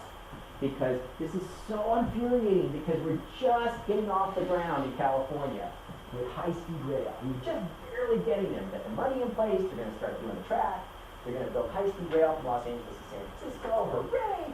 And then this crackpot comes out with the Hyperloop idea, and the media attention, boom, just switched to Hyperloop. And they're like, oh, Hyperloop! And the danger is, and this has happened before in history, the danger is that this kind of buzz, this media buzz, takes the steam out of the high-speed rail project, and suddenly gives people a reason to cancel it. And I'll tell you my own personal experience with something like this. Way back when, I was a really early Macintosh computer user. I started using a Macintosh in 1987, and I fell in love with it. I just adored it. And I used it. In fact, I used it for my technical writing for machine tool company, like do my illustration and stuff in the Macintosh. And I had a job interview at Travelers Insurance in Hartford. And I was talking to like this chief executive of information technology over lunch, and I was all excited about the Macintosh. I said, "Hey, are you guys gonna get Macintoshes for Travelers Insurance?" And this was in 1989, and at that point, Steve Jobs had left Apple and had started his other company, which was called Next. And he had released a kind of a Unix-based computer that was kind of like a Mac, but it was the Next OS. And he had seized the media attention, and so this insurance guy was like, "Oh no, the Macintosh, that's yesterday. We're going to do the Next. That's what we're going to do." And I was like, and because the Next was a computer that didn't exist, It wasn't in the stores. You couldn't buy it. It didn't have any software. It was just a media story in the magazine. But it took that steam. It diverted people's attention from a real existing product that you could actually buy and put in service. And it totally screwed up Apple's marketing plan for like 3 years. Seriously. I mean, I was a big subscriber. I was already starting a consulting business, and I was a big subscriber to Mac User and Macworld magazines. And the news stories for like 3 years running were all cover stories on Next, and it just totally took the steam out of the Macintosh market. So Hyperloop is something that can't work, won't work, but it took the whole news cycle out of the high-speed rail project in California. So high-speed, anything else on this before we move on to the next conversation topic? Anything else? Yes? Well, it's also quite fragile, right? How One so? disturbance can cause effects on the entire network. Okay, yeah, so we have network effects. Very good, very good. Network effects.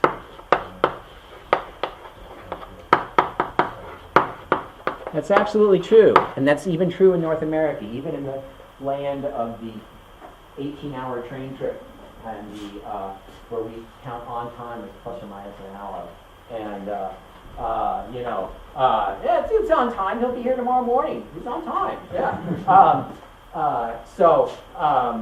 Network effects. So you can disturb the network either by messing up the operation of a classification yard, or having to derail it somewhere, or running out of crews. In America, this is a big deal. They're so tight on expenses. They're so careful about watching their money. They don't keep enough employees in service. And when the rail traffic grows, and they have a boom in rail traffic, they don't have enough engineers to drive all the trains. And they literally have network congestion because there are not enough crews available to drive the trains. That has happened multiple times in the last 20 years in the United States. Because they're keeping their expenses tight. And they don't want to have a lot of extra labor that they're paying for that they can't use on a regular basis. So, network effects, big deal. And of course, you all know about that here. You get some kind of goof up somewhere, and 2 minutes late in this train station, and all the connections for the trains down the line are goofed up. So, lots of good stuff. So now we want to talk about another concept that you see up on the slide there, called SWOT.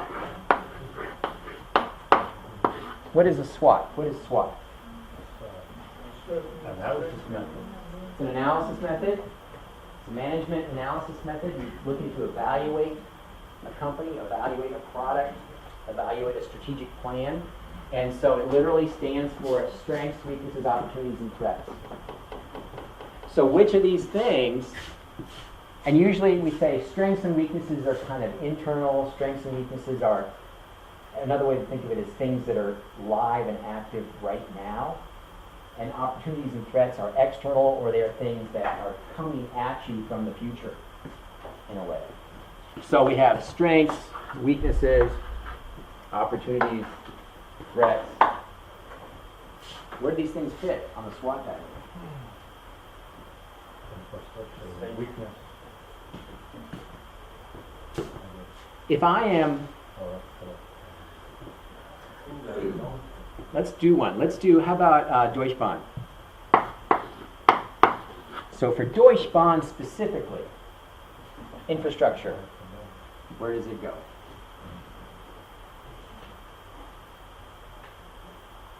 Ursa? Strength, yeah. Deutsche Bahn's infrastructure is like magical. I mean, it's, you could roll a coin down that track, just keep going until it got to Nuremberg or something. I mean, their infrastructure is amazing. They're just amazing infrastructure. They're still spending money on it. Amazing strength for Deutsche Bahn. I could put a different railroad name up there, and maybe it's a weakness, right? I could put, I don't know, what's a country with a railroad system with really bad infrastructure? I don't want to insult anybody. What about the U.S.? And the U.S., the private class ones, really good. And then you could pick some kind of a regional railroad that's close to bankruptcy and it'd be a disaster. You go back in time, you go back 30 years, and you could practically tick off a whole list of major railroads in the U.S. where infrastructure was a disaster, was a weakness. Or you can talk about a railroad where the infrastructure is a weakness, not because they didn't spend money on it, but it's a weakness because of the fundamental geographic limits. Case in point, Denver and Rio Grande Railroad. Denver, Colorado to Salt Lake City, Utah. Its route is through the Rocky Mountains, through the Moffat Tunnel, steep grades, sharp curves, really pretty ride. But you don't want to spend the money for the fuel and the brake shoes and everything else you're going to pay for to keep those trains running. So that would be an example of a weakness. And there are plenty of railroad lines in the U.S., including the Moffat Tunnel route, that are kind of in mothballs right now. The Moffat Tunnel route is not a high priority because they merged Denver and Rio Grande and Southern Pacific with Union Pacific, and now the route through Wyoming is cheaper and faster. And so they don't use the Moffat Tunnel route for just anything except through coal trains and some other stuff like that. And forget about the southern route through Pueblo. That one's closed. That was gone. But so infrastructure. Where else is some of this stuff going? Centralized control. Is that a strength or a weakness? Strength. Pretty much everything, strength maybe except network effect. Network effect. That would be weakness. Yeah. Everything else is- Opportunity. What's an opportunity? Yeah. more In the back there. First, I'm sorry. I want to give this gentleman yes. The environment. Because, Talk. Tell me. because electric, Electrification. Okay. So the fuel. In Denmark, So the general broad category of fuel is an opportunity, whether it's electric fuel, quote unquote, electric engines, or the fact that even if you are using diesel, it's a very low fuel consumption. Why is it such a low fuel consumption? Why do the railroads use so little fuel?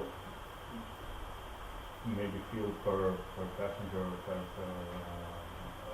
ton, because you have 30, 40 bags behind you. And why is that possible?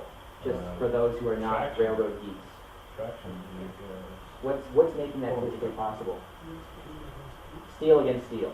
So the friction coefficient of the rail, the steel rail, so the friction coefficient is really low, which means you can, once you get a train rolling, as long as there's no hill, there's no wind.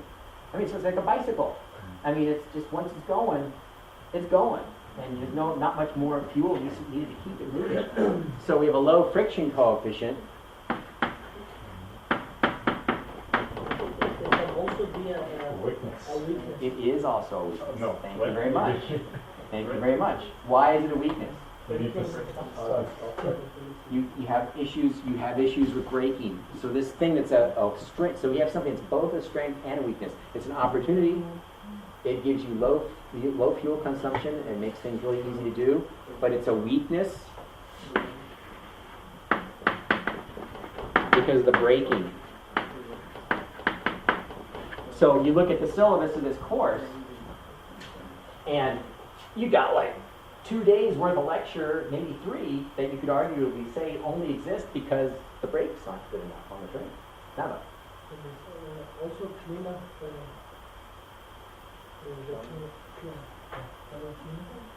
Climate? Climate? Climate. So yeah, so opportunities. So this is a climate-related opportunity. Climate-related It opportunity. can also be a weakness because tough climate can affect the cables. True. True. Although I don't know. It's calculated in Well, first of all, did you design it for that? That's number one. minus And- 30 to plus 60. And there was a time, although it seems we've all gotten thin-skinned in this day and age. When I was a kid and I had to walk to school in 5 miles of snow, but seriously, there was a time when the railroads were supposedly the all-weather transport mode. Like it didn't matter how much snow there was, that train was going to go barreling through that snow and get there. And they don't really do that anymore. It's in North America either. Like big snowstorm comes, they're like, oh no, we're shutting the railroad down for the weekend. We're not going to shovel it out. And mainly because they don't maintain the labor, they don't maintain the reserve labor of snow removal like they used to. It's just not cost effective anymore.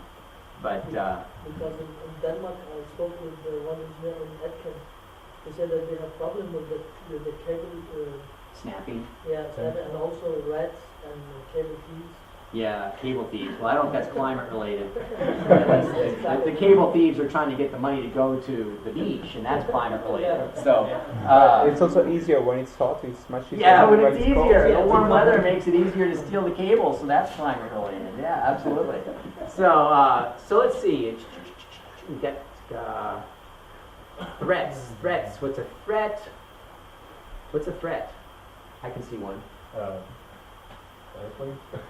Other transport systems. Yeah, so competing transport, airlines are still a threat,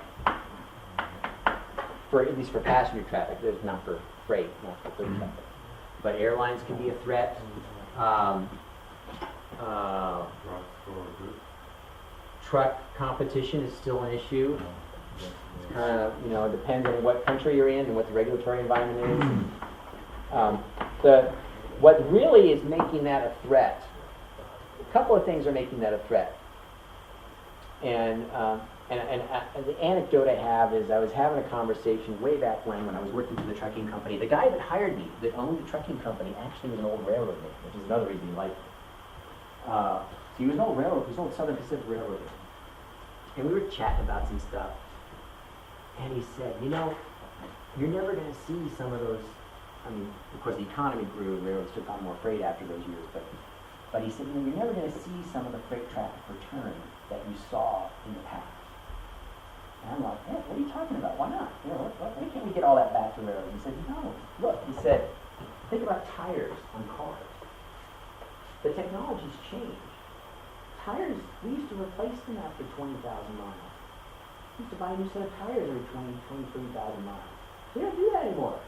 Tires are warranted to last now 80,000 miles, 100,000 miles. Buy a new set of tires, they last 5 years. Where do you think all of the raw materials to make all those tires, that was all carried by train, by rail in the United States anyway. Well, if you're not buying all those tires, you're not going to move all those trains of raw material.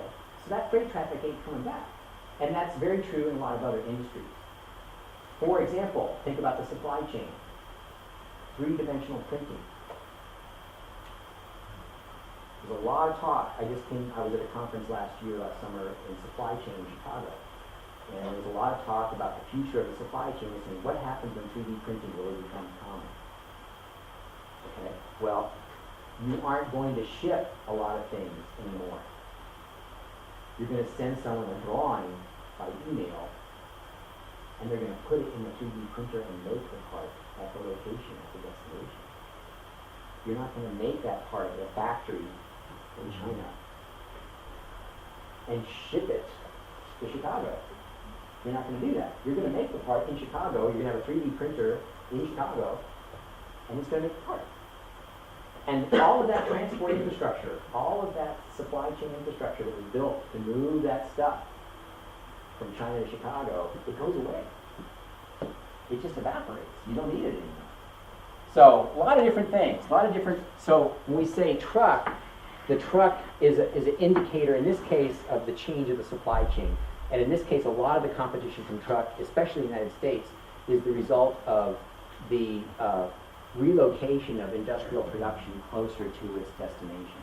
So, for example, the Georgetown, Kentucky Toyota plant that makes automobiles is part of a giant manufacturing enterprise where lots of the suppliers are also co-located in northern Kentucky around Georgetown. And so the windshields and the alternators and the seats and the gaskets and all these things are being made so close they don't need to be put on a train and shipped a long distance. They're just going to put it on a truck and drive it around the corner. And so you'll see that in China too. China builds a lot of industrial areas where they co-locate lots of manufacturers. And so that changes the supply chain. So that can be a threat. Changes in the supply chain, regardless of how beautiful your technology is, change the supply chain, direct threat to Deutsche Bahn. A lot of different things. All right, excellent. Excellent. What are we doing on schedule? Okay. So, when is the next break, Eric? When do we do that? You want me to try to make a break In 10 minutes? in 10 or 15 minutes? Okay. Okay, and then we go for the final run? Okay, so let me just cover a couple of slides and then we'll take another break. All right. I had volunteer presentation written up there, but that was just a brainstorm. I'm not going to do that. Well, sometimes I would like to do that. I would like to sometimes take an extended break, have some teams make up a response to some question I posed, and then one or two teams come up and give a presentation of what they think the answer should be. I think that's something I would like to do sometime. I'm not going to do that today, or not yet. Maybe at the very end. So let's talk for a few minutes about railway economics, and then we'll take our break, and then we'll come back and finish this topic, and then we'll be done today. So things I want to talk about, we're going to talk about some basic railway economic stuff. We're going to talk about the demand curve for passenger traffic and cost structure, key performance measures, and pricing. And let me see, somewhere around here is we're going to stop for the break. So the demand curve. So what does that mean, demand curve? What am I talking about? Demand curve. Demand curve. It's a curve, right? It doesn't have to be a curve. It could be a flat line. It could be square. It could be rectangular. What does that mean, demand curve? What does that term mean? What are we referring to? Yes. Alice. Yes. Yes. So it can be dimensioned amongst a bunch of different axes, but I am talking about predominantly this idea that you change the price and the demand for the item changes as well. And traditional economic theory says, hey, we got a curve, we got a demand curve, and you cut the price and people want more of it, and you make the price more expensive and people don't want some. So, discussion question. Do you believe this? Do you believe this? Is it true? Status? It's not the whole thing. In the end, it might be different. Why? So if we double the price, we don't get the double of our earnings. Yeah. But, So can you give me an example from your personal experience? okay, for example, in Greece, when they raised the price of the ticket, the revenues didn't raise because the people cut off to use the transport. So they did use it or they did not use it? They keep using the first time. They continue to use it. No, they still continue to use it as much as they use it in the beginning. Okay. So there was a delay, there was a time shift. And in the beginning they were still doing it, and over time the decay. They using it in the first time in transportation. They raised the prices in order to take more money, but people stopped using so much. Okay, so they did stop, they did back off. What else? Any other kind of concepts about the demand curve? Liz? And if it's smokers, then people still buy Ah. cigarettes, so Yeah. it All right. depends on the elasticity. Gasoline. Gasoline, okay, smoking. So in Denmark, has the tax on smoking changed Yeah, recently? but people It still didn't smoke. change anything. Yes. We get some transportation, we might divide between commuter traveling, leisure traveling. Okay, so there's a fundamental division right there. So certainly leisure travel, maybe you are more flexible. It might be a You might change your behavior, but if it's a commuter travel, you bought a house in Hero, and which I'm going to rent, I'm not buying, I'm going to Hero, and you got to come to work here. You're going to do it. You have to go to work. It's like not a choice. So gasoline. Was that what you said? Did you say gasoline or Eric? So what's about gasoline? What about gasoline? Raise the price as much as you want before we still have to go to Yeah. work. Transportation is a funny thing, for one thing, number one. All right, we're not talking about hamburgers at McDonald's or something, or movie tickets to the theater. Both of which are very much, people can just kind of back off or stop buying these things. Transportation is a different animal. Economically, it's a different animal.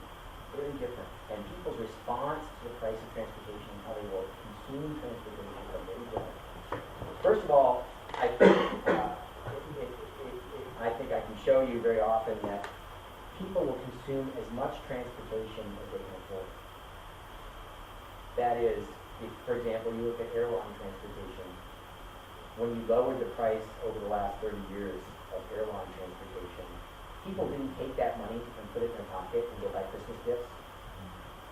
They increased the amount of airline transportation they purchased. So there's a sense that people will consume as much transportation as their budget will allow. And when it comes to automobile driving and commuting in urban areas, especially in North America, we can very definitely show that when you build a new highway and you add more lanes and make it easier to drive from one place to another, people don't go home earlier and spend more time with their wife. They say, whoa, we can get a house further out. And they buy a house further out from the town center. And so there's, in some ways, there's like this mental set of this is how long I want to spend going from home to work, and I'm going to take as much transportation as I can get to get as far away as I can within that budget of both time and money. In that. And there are certainly, with gasoline, gasoline prices go up and down, but I don't think people's driving habits change. They just say, this is how much I want to drive, and I'm going to do it. And I don't care what the price of gas is, I'm just going to do it.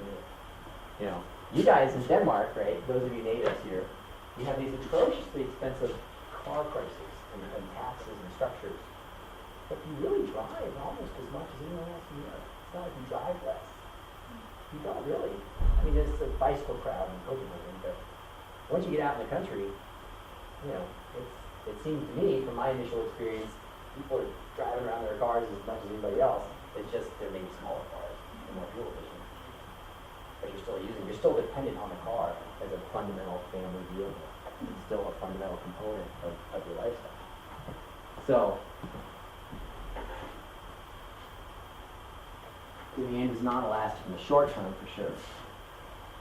And this can be politically troubling because if you have some bold, bright idea that you're going to tax something, or you're going to deregulate the price of fuel, or you're going to do something else, like some cultures, some Middle Eastern countries subsidize the price of fuel for their residents, and those residents are going to just freak out if they take away the price subsidies and start charging the real cost of gasoline. They just can't do that. So it's not because those people are not going to change their behavior. They want to drive, but they're going to drive.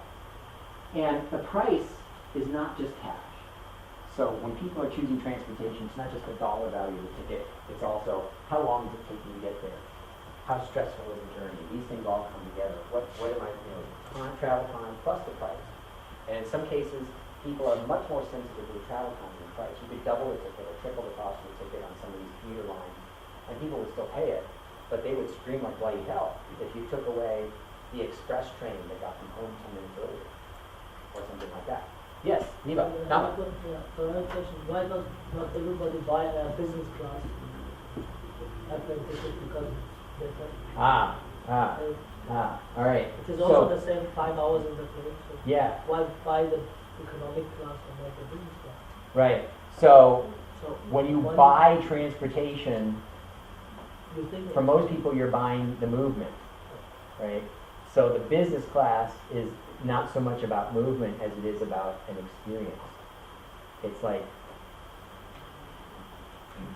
yeah, I mean, when someone buys up to get business class or first class, they're really more about, I want to buy some kind of a spa experience, or I want some kind of comfort, or I want some kind of convenience or something. They're not buying transportation.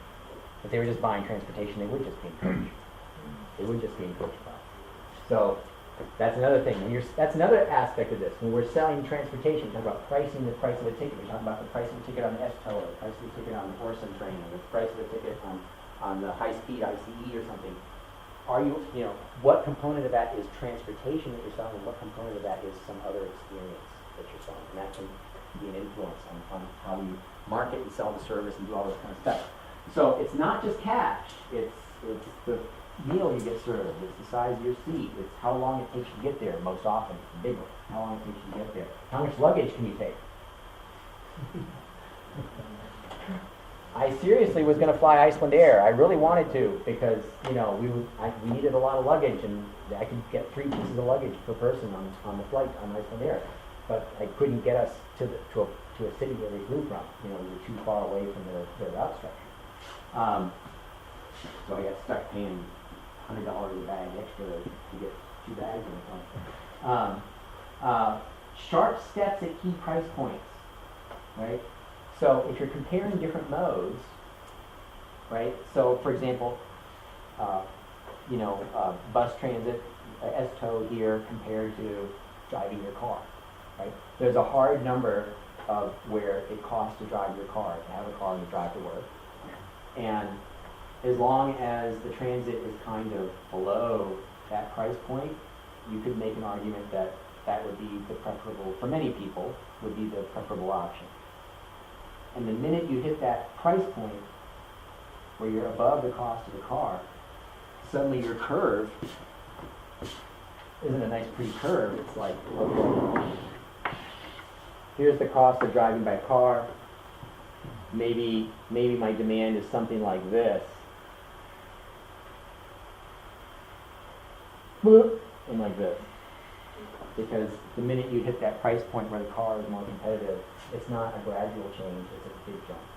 Suddenly it's a huge portion of traffic just peels off and leaves. And then so that means the demand forecasting is really, and there's a hard limit on minimum maximum demand. I mean, there's only so many bodies in Copenhagen, right? I mean, there's only so many train trips people can take and then we're done. And I don't care how cheap it is, people aren't just going to get on the train and ride around all day. They're going to get off and do something else. And so, and you use the same technique at Tivoli, right? You give somebody an unlimited ride ticket at Tivoli, right? There's only so many times you're going to go down the roller coaster, and then you're like, I want a hot dog.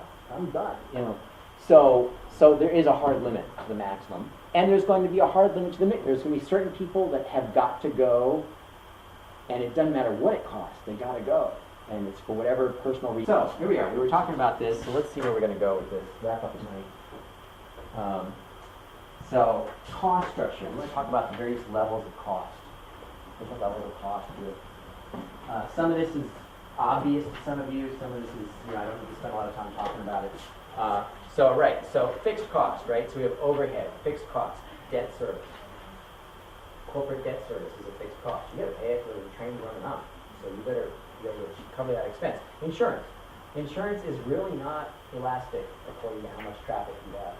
It really is annoyingly non-elastic. And you'll find that with automobiles too, if you buy a car. The insurance is almost completely based on how many horsepower your car has. It has nothing to do with whether you drive it or not. They don't even check. You could buy insurance and buy a car and park it in the garage and not drive it for the whole year, and they wouldn't give you any refund back. So these are very much fixed costs. You just suck it up and pay them. Right-of-way tunnels and bridges. So these are extraordinarily long depreciation items. Right?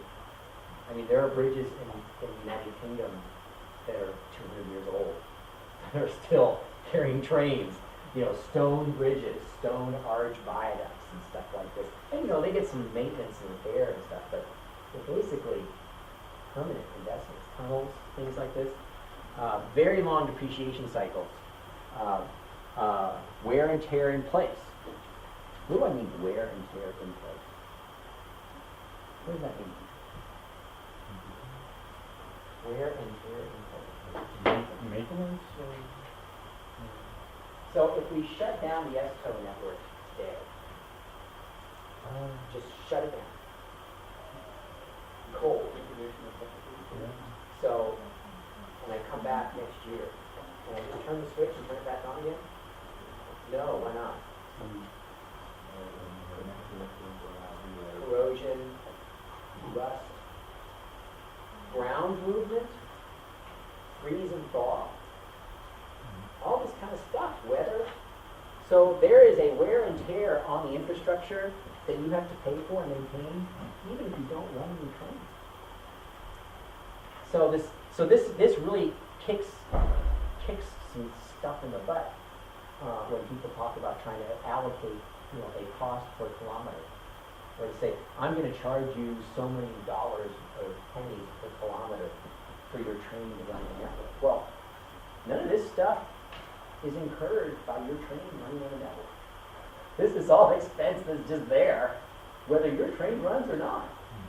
And then stations, the station building, you got to keep a roof on it, you got to keep it dry, you got to keep the weeds from growing up on the platform. All this kind of stuff is going to be there whether you have passengers at that station or not. So a lot of fixed expense. And this is another, we talked about infrastructure, and we said what makes a railway different. All of this stuff is very expensive. It very much is railway specific, and it has to be maintained at a certain level of function, or else you cannot provide the railway service at the level which the customer expects. A highway, a road, you can let it degrade significantly, and you can still drive down that road at a relatively fast speed. It's gonna be a rough ride, it's gonna be bumpy, but if you ruts in the pavement and your car's gonna kind of do like this as it slaloms through the ruts in the pavement, oh, you don't have any roads like that anywhere, do you? We have roads like that in the US, where they're really worn out. You get on Interstate 80 through Nebraska, and the road is rutted. There's actually ruts in the pavement because the big trucks have burned the asphalt down. And it's actually, if you're not careful and you're driving the car, your car could end up kind of doing this little shimmy back and forth in the ruts in the pavement. So a lot of fixed expense we have to worry about. And then we have indirect variable costs. Why is it indirect?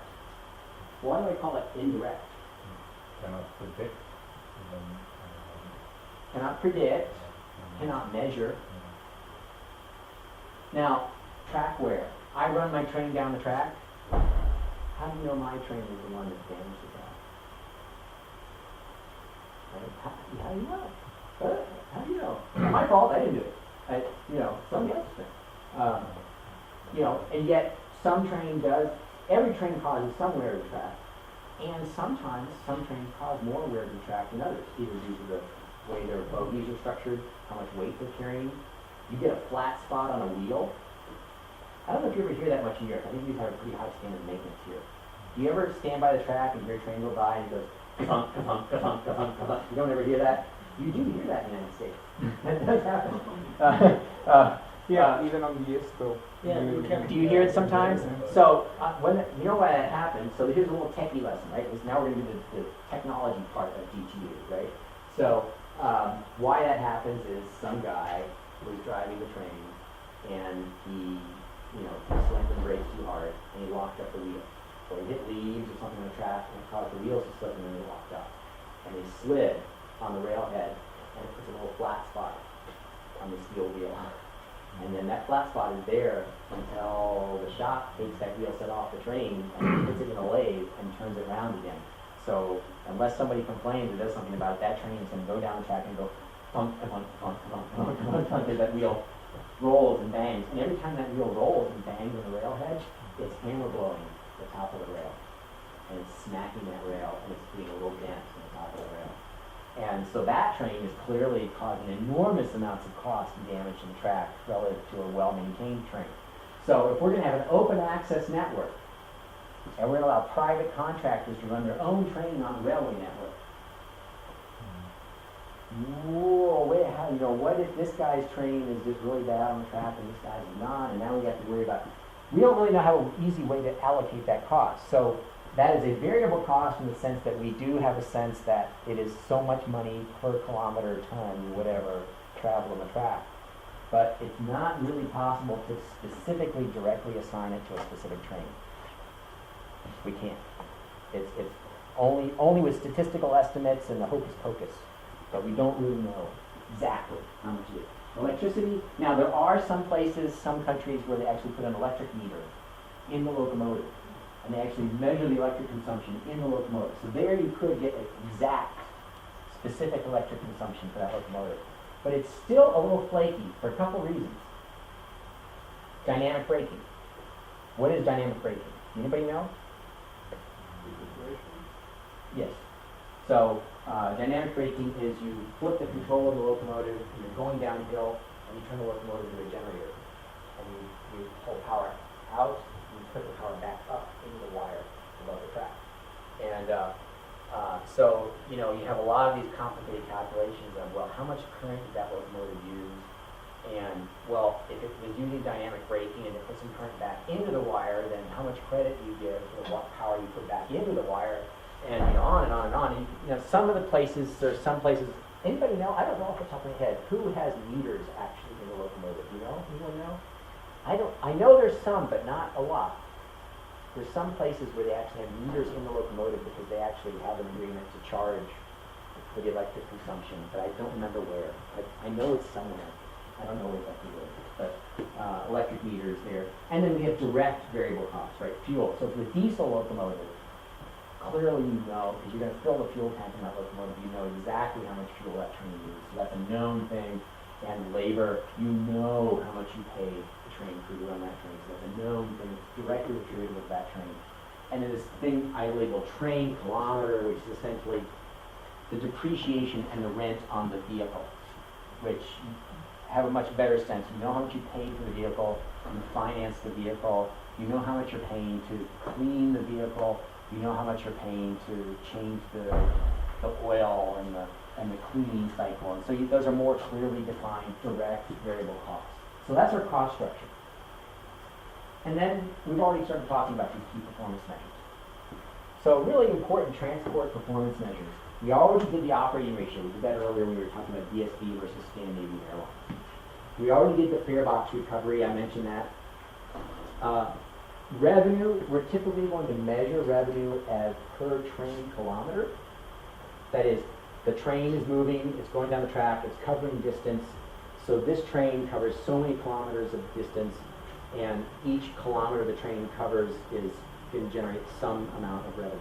So how much revenue did the train generate per kilometer of movement? Or per passenger kilometer. So the train is carrying passengers, and each of those passengers is traveling some number of kilometers. So how much revenue are we generating for each passenger we move 1 kilometer in the journey? And then the same thing for freight, ton kilometers. How many tons are we moving? Each ton moved a kilometer, what revenue are we generating? And then for an infrastructure operator like say in Denmark, track kilometer. How much revenue are we generating for this piece of track, for this kilometer chunk of track? We want to generate a lot of revenue, as much as we can. And then costs. So we have average cost. We're going to take everything, all our costs, and just boil it all up, and then get an average cost figure. Marginal cost. We're going to, and this becomes a big accounting. You could take a whole course in accounting and just talk about all the different ways. We're going to argue about how we allocate costs and how we're going to define costs and how we're going to segregate the different costs. But we could say the marginal cost. What is the additional cost for me to run this train on the network after I've covered all the fixed expenses?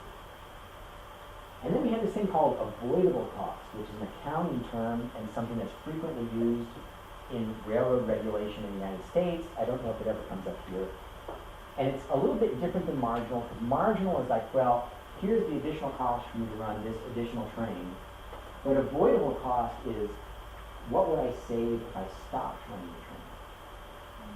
And there's kind of some funky accounting stuff that goes on. A lot of times, frequently because of labor contracts. There are a lot of times we have certain agreements that are long-term, and you can't cancel them. And so you could say, I'm going to cancel this train. I am going to stop running this train. But you have a contract for the employees that says you still have to pay them. And so even though the train stopped running, you don't have the expense of running the train anymore, you're still paying the labor for those employees, or some kind of severance payment or something like that.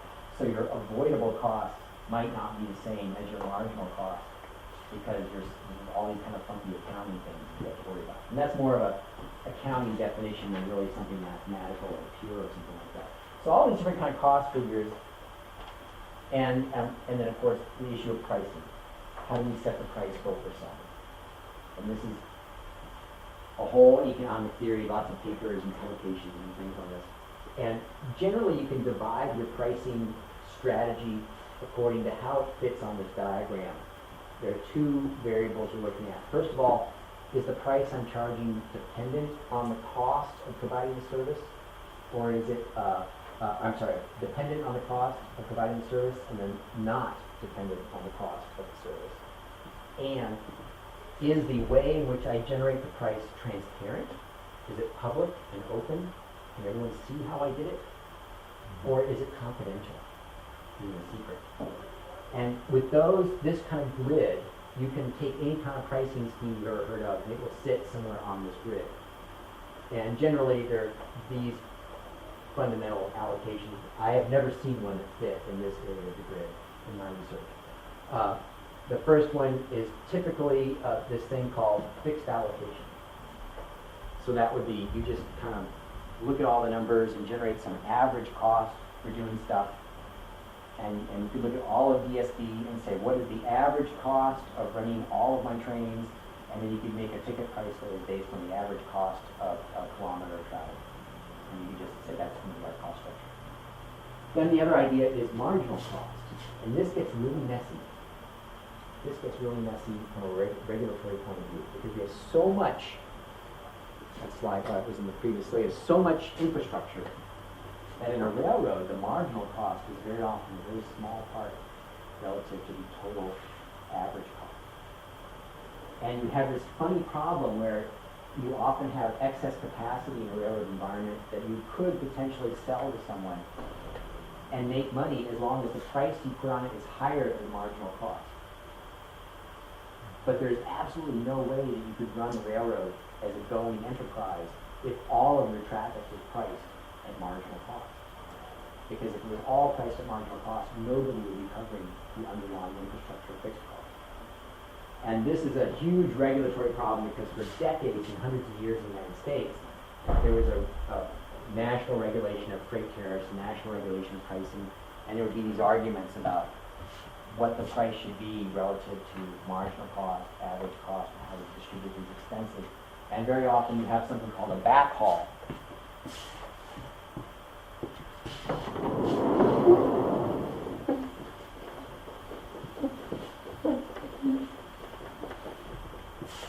The backhaul.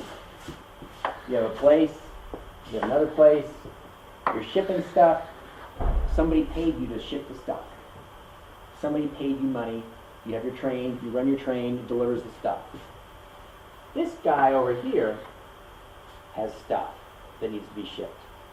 He wants to go here.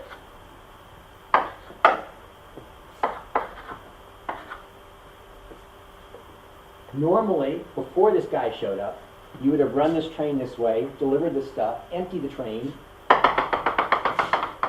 send it back, do it over again. Now, this guy says, hey, I got stuff to ship. And you could say, oh, I could run the train down here, pick up his stuff, bring it back, make some more money, and it's free. It's free, basically, especially if this distance is pretty small. If I squeeze these places closer and closer together, it's free. Because I was going to move that train anyway. And the difference between a loaded train and an empty train, especially on flat land, is very small. In mountain territory, it gets more difficult. But on flat land, Denmark, who cares? You know, it's the same thing. And now the question is, wait a minute. Should this guy pay marginal cost, which is some small amount of money? Or should he pay average cost? Or should he pay some kind of allocated per kilometer cost? But if he pays the kilometer cost here, and this guy pays the kilometer cost here, who pays this cost? So this becomes a big game, and you can, this kept lawyers and accountants fully employed in the Interstate Commerce Commission in the United States for hundreds of years, because a lot of money in business is riding on this conversation. And this still is a problem. This is still going to happen today. You're going to have independent freight operators delivering service, and you're going to have some shipper who complains and says, wait a minute, I'm getting a raw deal here. I'm getting screwed. I'm paying more than I should for this freight delivery. And there's going to be a call for some regulator to come in. This is Europe after all. You know, somebody's going to say, hey, the government should come in and do something about this. And this is going to happen. And this conversation is not going away. This is going to still be an issue. So, marginal cost, and then we have yield management. You're all familiar with that. Anybody flown in a plane before? Yeah. Yeah. So you're all familiar with yield management because that's the way modern airline pricing works. They basically make a contract with you privately and say, how much are you willing to pay? Fine, I'll take it. Give me money. It's confidential. When you get on the plane at Copenhagen Airport, you know, it's not like everybody has a sticker on their forehead that says, I paid 500 kroner for this ticket. You don't know what the other people paid for the ticket. It's confidential. It's between them and the airline. It is independent of the cost. When you take Ryanair or EasyJet and you get a fare for 10 kroner or a pound or something like that, that's not what it costs. You did not pay even the marginal cost of riding that ticket. That was some kind of crazy promotion they did to get you onto that plane. So it's not dependent on the cost. And then over here we have auction and value of service. Value of service is a regulatory term. And I swear to God, I'm sure they did this in Europe for many years, but this was true in the United States. During the period of regulation, you would have things like different freight rates depending on how the value is deemed relevant to you. So you would have one freight rate for pickles in barrels, and another freight rate for pickles in jars and cardboard boxes. Same weight. And seriously, you'd have this rate differentiation, rate discrimination. And it was, you think of the U.S. as a free marketplace, but up until 1980, we were probably just as regulated as any other country on the planet. And so there were all these regulatory things about who you could ship to and what it would cost and how you would ship it and all this common carrier stuff. And then auction, which is a really new thing. And I've published in papers in this area this idea that we should set prices by auctions, and that, especially in terms of track access, selling the right to get a train path on the network, using auction to do that. There's some kind of messy, high-tech stuff to deal with that. So anyway, that's our little short lecture on pricing, and so now let's finally wrap this baby up with some formulas. Well, I'm going to look at a couple of slides of formulas here, and then we'll have a little exercise and prep you for your homework. I have not written your homework assignment yet. I'm going to distribute it tomorrow night. I ran out of time, but I will have it written and distributed by CampusNet tomorrow, and it'll be due next class for grade. It'll be graded assignment. So, some formulas. Little's Law. Anybody know what Little's Law is? You got some business school students here. You should. You should know what Little's Law is. Good. All right. So Little's Law is a flow law. You frequently encounter it in inventory and in queuing. And it is a relationship between the quantity of things in a system and the rate at which those things are processed through the system and how long they take to go, the time they take to go through the system. So traffic intersection, street light, McDonald's restaurant, a ride at an amusement park. These can all be modeled inventory, the stock of goods in a warehouse. These can all be modeled with Little's Law, and it is the inventory of things in the system is equal to the rate, the frequency with which those things move, make a movement in the system, and the time it takes for them to make that journey through the system. Applied to railways, we can use this very easily to say, how many trains are there in the network? How many trains are there in the network? Okay, it is the frequency of departure, the frequency that they are entering the network, or the frequency with which they are passing through the network, what kind of drumbeat do they have as they go through the network, and what is the time of the journey through the network? How long does it take them to get in and get out of the network? And it's a very simple equation, and the most fundamental mistake that students make, and the most important thing for you to be careful of, is the time units have to be the same in all of your data. So you don't want to mix and match time units, right? You're doing this equation, and if this is in hours, this cannot be in minutes. They both have to be in hours. They both have to be a function of the same time unit. Otherwise, your math's all goofed up and you're wrong here. So Little's Law, and then I'm not going to use these so much in the homework. I'm just going to bring them to your attention. We could apply inventory theory to our rolling stock fleet size, so the number of vehicles we need to support the operation of the network. So we would have this idea of a service level and safety stock. These are both fundamental inventory concepts, fundamental inventory theory concepts, and they apply to railways as, say, for example, the percent of on-time originating departures at a terminal. Train starts, we would call it in the United States. A train start is the start of a train at the beginning of its cycle, at the beginning of its assignment, as opposed to just a random passenger stop, train station stop somewhere along the route.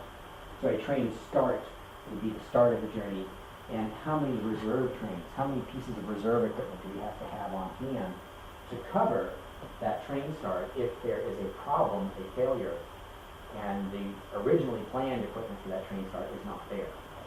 So you have reserve equipment, any major terminal, any major passenger station, any major railway yard, you will have reserve equipment to cover unforeseen breakdowns, late trains that didn't get in time to turn around, this kind of stuff. And so that, I'm not going to give you any formulas for that today, but that just heads up that you could easily apply all of the inventory theory from warehousing class to this business about train railway stock inventory. And then, of course, we have the average journey time if we have data on passenger kilometers and we have data on total boardings, then we could easily figure out what the average journey of the passengers. And you can get these total boardings from ticket sales, from Rice Court, something like that. And we can get passenger kilometers by looking at train loadings. We can take random samples of the number of bodies on board the train, and then look at how many kilometers the train journey is. And we can generate passenger kilometer figures and this kind of figure, and then we can calculate the average journey of a customer base, of our patronage. So let's work a practical example, and we'll be done today. So here's a picture. Here is a line. I've got 4 stations. This is just, super simple, hypothetical, super simplified. 4 stations in the line. The arrows are flows of passengers, people going from one place to another. So I have one group of passengers going from A to C, and I have another group of passengers going from B to D. Really simple. I got no passengers going from B to C. They just don't want to do that. Not doing that. Just a really simple example. So the question is, how am I going to serve this demand? How am I going to design a service to serve this demand? And what is its financial construction? What is its revenue? What is its cost? What's its operating ratio?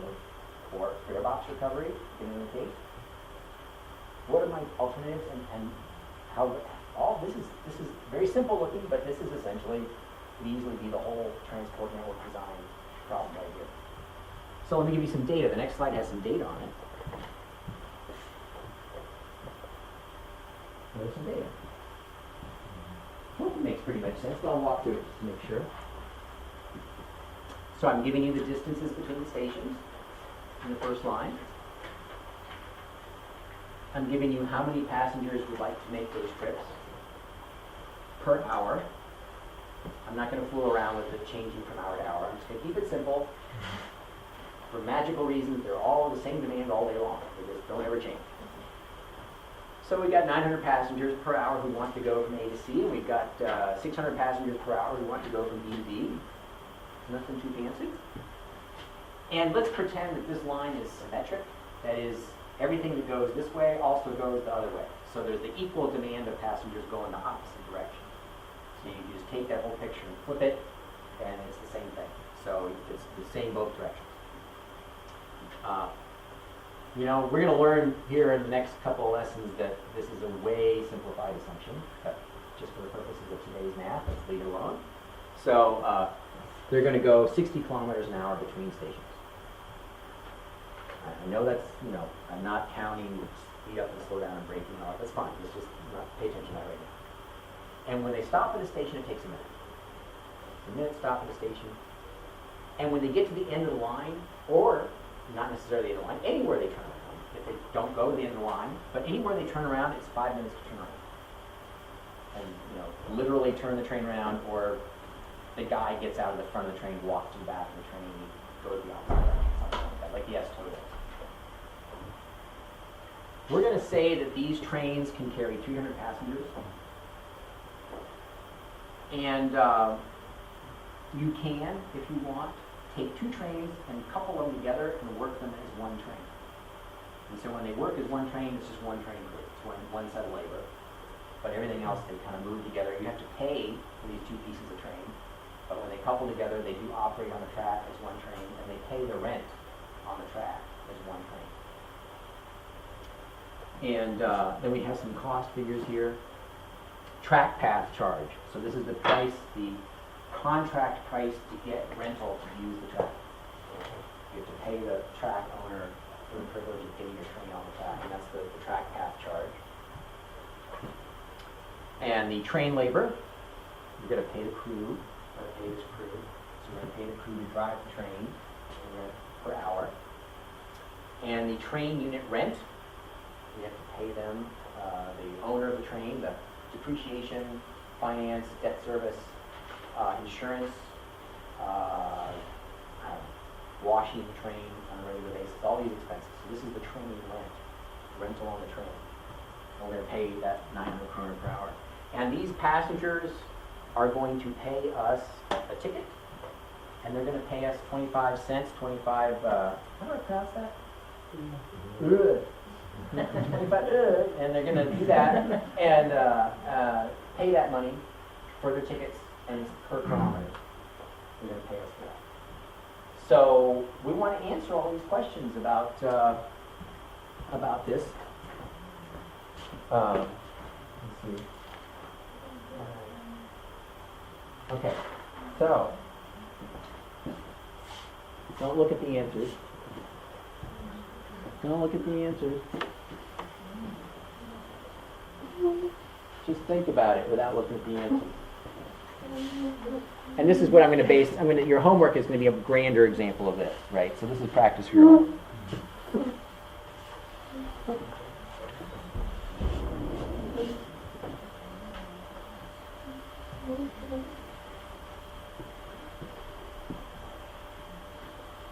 So let's see. First question: what are we going to get in revenue for this thing? We're keeping it simple. We're assuming everybody rides. Nobody's going to walk away. We're not leaving any customers behind. What are we going to make in revenue for this? How do we calculate the revenue? What is our revenue for this operation?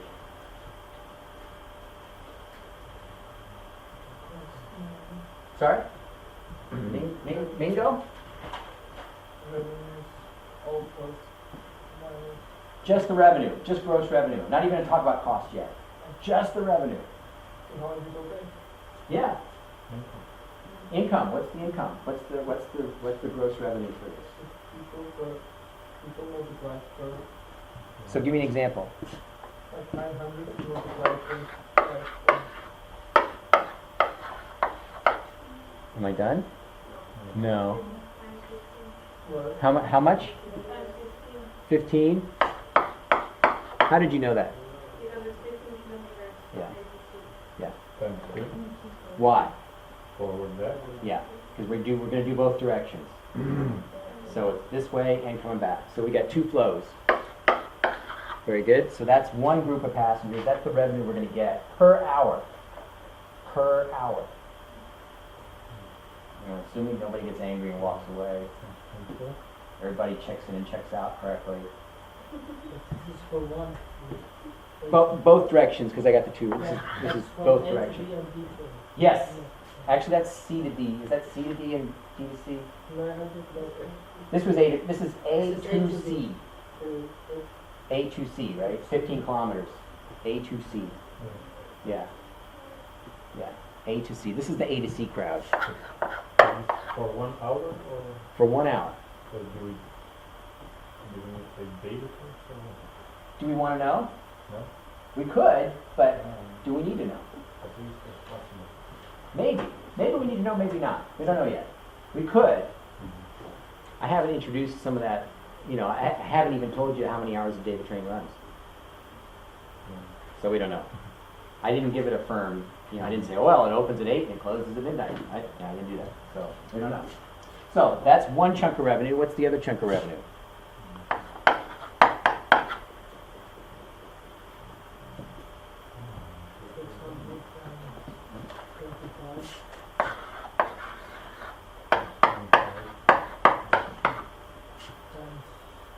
I got my numbers backwards. I want to keep it the same order for anyone who's out there kind of looking, following along and going, what are you doing? All right. Yeah. Yeah.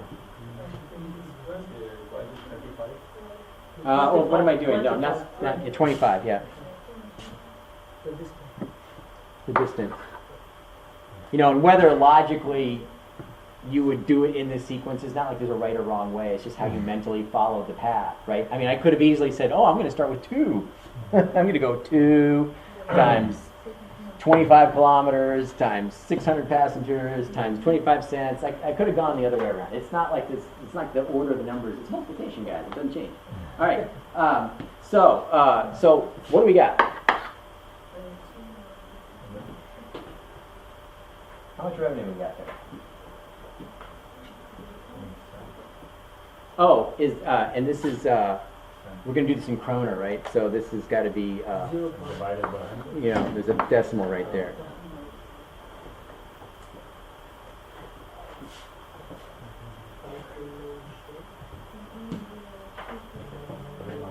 Bring it up to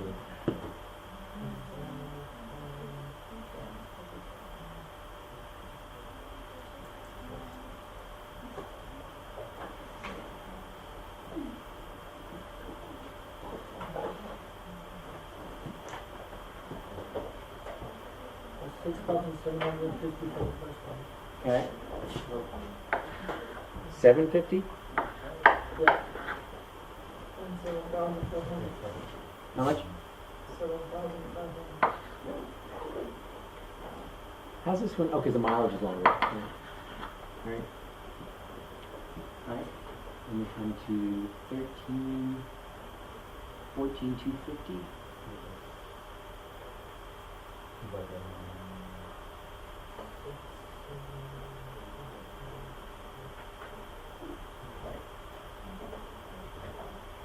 Something's wrong because it doesn't match my solution. What am I doing? Either my solution's wrong or there's a number missing here. Well, this number can't be higher. Oh, yeah, The number is right. number's right? Okay, so my solution must have an error, and I must have been tired last night when I was finishing the solution. 14,250. 14,250? Okay, so my solution is off. I was doing this late at night, and I didn't have Fabrizio check it before I distributed it, so I've got, in the slide I've written down 9,250, and that clearly isn't right. That clearly isn't right. All right, so checking the math, so this is 40, a quarter of 40 is 10, 20, 15, that'd be 3,000, 6,000? You can see 30,000.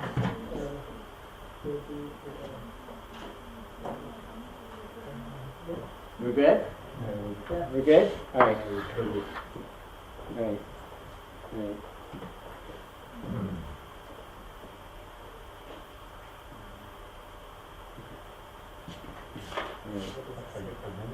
All right. All right. Okay, so we got our revenue figure. So how many trains do we need? So let's say we're going to do 20-minute cycle.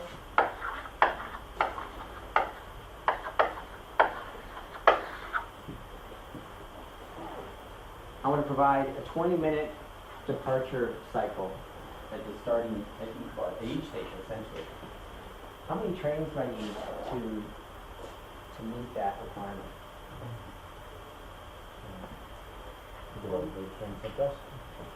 I'm not worried about, no, I'm literally, this is independent of how many people are on board the train. This is literally, the train will leave a station every 20 minutes. How many trains do I need to make that happen? I'm not even counting whether the people fit or on the train or not. It's just, So where did this take place? so we're going to run the whole network, I'm thinking. You know, it's going to go, it's going to turn around, it's going to come back.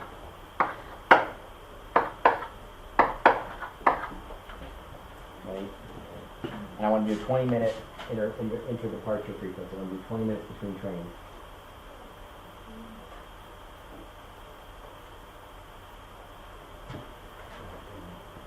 So this is a Little's Law question. Because I want to know how many trains are in circulation to make this system go. You say And I'm going to do this based on the frequency, the flow, the rate of flow, and how long it takes to do the loop. So what is the easy one here? 60 kilometers per hour. What is my rate of flow per hour? How many trains per hour are departing? 3. So I have 3 trains an hour. That's the easy one, because I want a 20-minute cycle, 3 trains an hour. All right. Why the cycle is I don't know. It was just a statement in the question. It was just you know, like standard, you know, a lot of train services every 20 minutes or every 10 minutes or something like that. So it's just a customer service. It's just a timetable. It's just a service level of service. So what is the cycle time for the train? How long does the train take to go around the loop?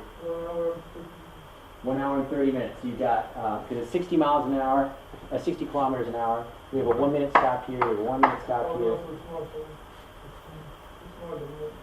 5 minutes to turn around at this end, 5 minutes to turn around at this end, and the distance is 10, 5, 20. 1 hour 40. 10, 5, 20. 1 hour 42. So 35 that way, 35 that way, so that's 70, plus 2 station stops each direction, so that's 4, plus 5 and 5, that's 10. 84 minutes. So a cycle is 84 minutes.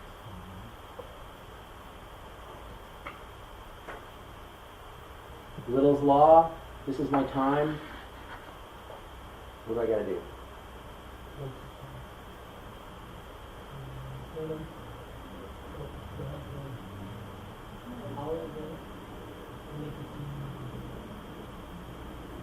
Units of time need to be the same. Units of time need to be the same. This is per hour. This is minutes. So one of these has to change.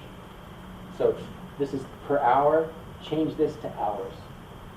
Change this to hours. So this is 84 over 60 hours. And whatever it is. Whatever it is. So inventory is going to be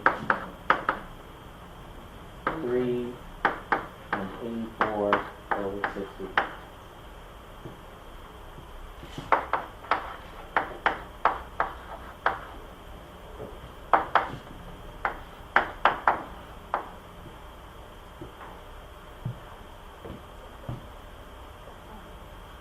Yes. The 10 and 25 and 25 were in kilometers? 60 kilometers per hour speed, which is a nice easy number, right? Because then I didn't have to do any kind of, I could have, if we change the speed, then you'd have to stop and like, okay, how many minutes is that? Whatever, and I think I might do that on your homework, so that'll make it more difficult. So you'll have to stop and actually redo the calculation. Like, oh, how many minutes is that between stations? So the train is going 49 kilometers an hour, and so that's carried to 7, and it's 11, and yeah, but anyway, so 4.2. How many trains do I need to support this 3 train an hour service? 5. Unless you want to get out there with your bandsaw and cut 2/10 of the train off, shove it down the line. So 5 trains. How many if I do to the 10-minute service?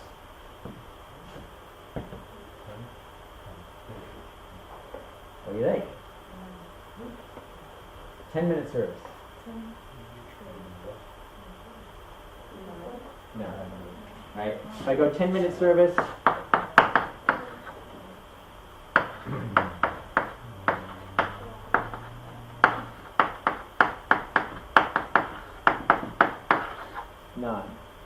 for the 10 minute, I'm running out of space on the board. 9 trains for the 10-minute service. The rounding, that integer rounding is getting it. The board is moving. All right, up it goes. All right, and so we've got the train count. What is that going to cost me to run? What is that going to cost to run? I've got my revenue. What does this cost me to run?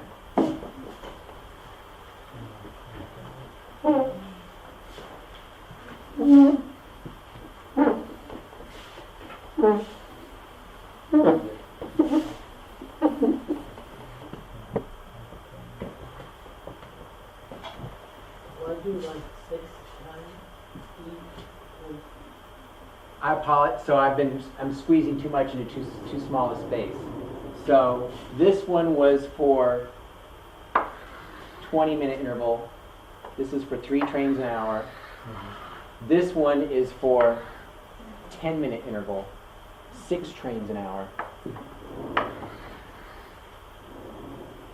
And so we decided this is 9 trains to do the 10-minute interval, and this is 5 trains to do the 20-minute interval.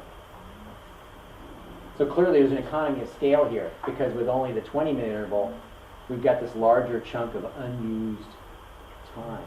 We've got this leftover bit of unused time on the train, and as we increase the interval, we have this economy of scale, and things suddenly smooth out, and we get more utilization. I haven't even used that term yet, and we're going to discuss it later, but this idea of utilization, this idea of how much productive utility do we get out of the resource, we'll come to that topic again later. So that's our train count. So let's start with this just the simple one first. So 20-minute service. What does it cost? What does it cost me to deliver that 20-minute service?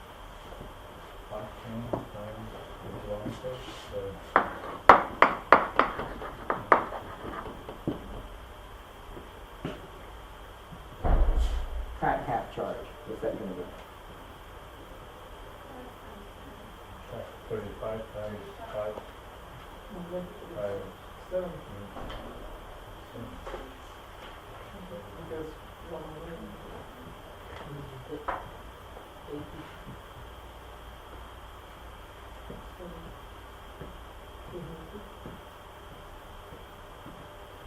How many track paths do I need in an hour? 20-minute service. 3 times 2 directions. Or if you count the circle as one path. So we have 3 paths, and each path is how long? 70 round trip. That's how long the path is. And we're doing 3 an hour. 3 of those paths an hour. What is my track charge?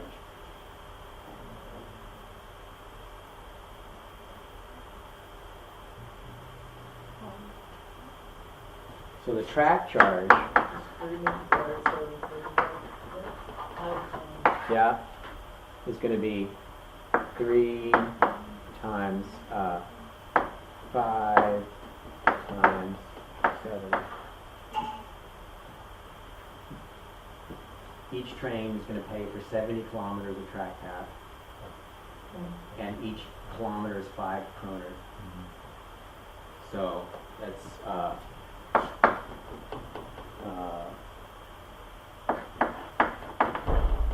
kroner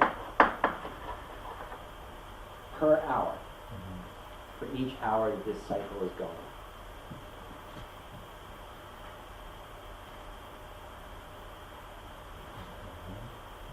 Train labor. What am I going to pay for train labor?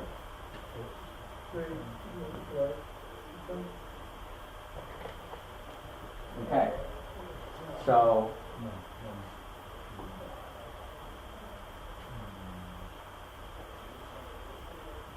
am I going to do the track labor, the train labor? Is the train labor a function of when the train is moving?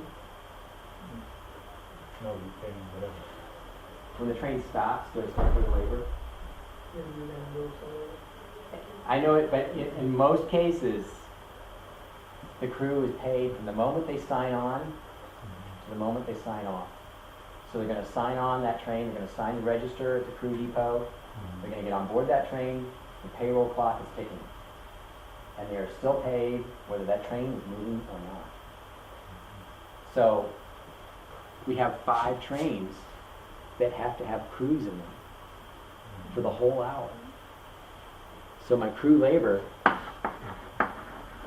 5 trains, 600 kroner an hour.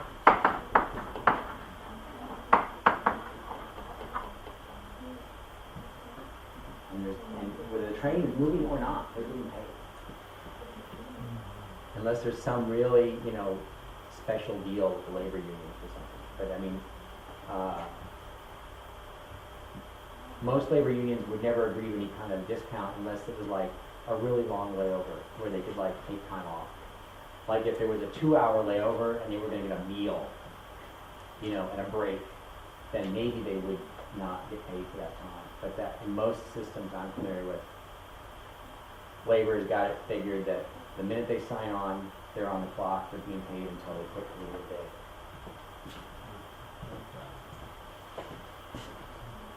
And then the train unit rent is the same way. We've got 5 trains. We're using them the whole time. So rent.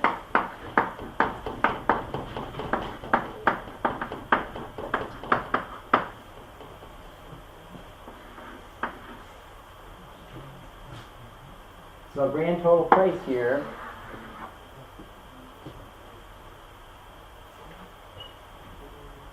$7,855.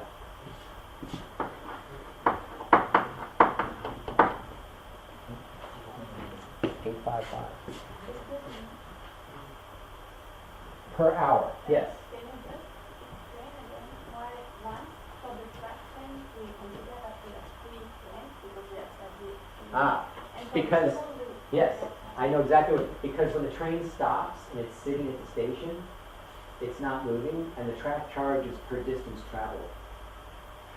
So we don't generate any expense. If the train's all parked at the station, they don't generate a track charge. They only generate a track charge when they're moving. And we're making 3 trips an hour on this network. There are 3 timetabled trips. Every 20 minutes is a departure, so there's 3 trips an hour. This way and coming back. And the full round trip is 70 kilometers. Because it's 10 kilometers A to B, 5 kilometers B to C, 20 kilometers C to D.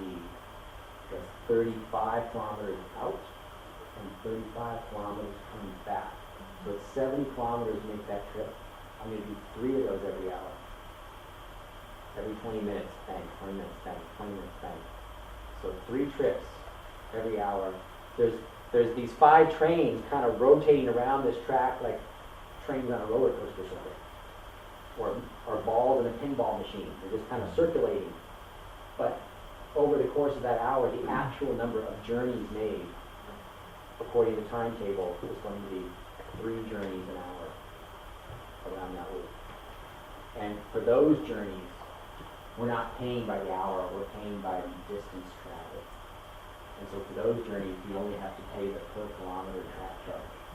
So it's 70 kilometer round trip, 3 trips an hour, 5 kroner a kilometer. These are just made up numbers. I have no idea what the real. Mikkel, what is the real track charge right now for? Mikkel works for. You're in Denmark, right? Yeah, but I started. You started yesterday. All right. Well, never mind. So anyway, these are just made up numbers. I don't know what the exact charges are right now. For example, usually the high-speed track is 15 euros per kilometer. 15 euros per kilometer. So The yeah. high-speed line. The Yeah. low line is 3.5. Yeah. And then there's all kinds of regulation. And then in Germany, you can get a manual that's this thick about all the different things for contracting, for track access, and different rules according to what size your train is and all this kind of stuff. So it gets really messy, really fast. But for simple conversation, so 3 trips around the loop, 70 kilometers each trip, 5 kroner a kilometer, bang, bang, bang, 1,050 kilometers for that, sustaining that operation. So, and these numbers are goofed up because I got the math wrong. I was doing this late at night and I got those goofed up. In my notes, I have this written as 9,250, just cross that out. Yeah. You say that A to C and B to D, so A to C is not independent of B to D. It's 2. Well, I actually wrote this with the possibility, and I'm probably going to do it in the homework, of adding, another scenario, another scenario, another scenario. So one of the homework assignments that I think I could ask, the question I could ask is, hey, let's not service these 2 populations on the same train. Let's have 2 separate trains.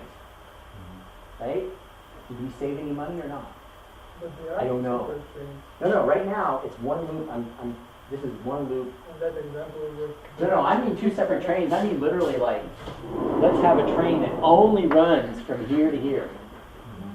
And a train that only runs from here to here. So 2 No different train that goes the whole length. Now do the math. So you now have 2 separate services. I thought we were doing this example, no? Oh, okay. No, we're doing the roller coaster loop now. This is the whole. We're going around the whole loop, and these passengers are getting on the train, getting off the train, getting on the train, getting off the train.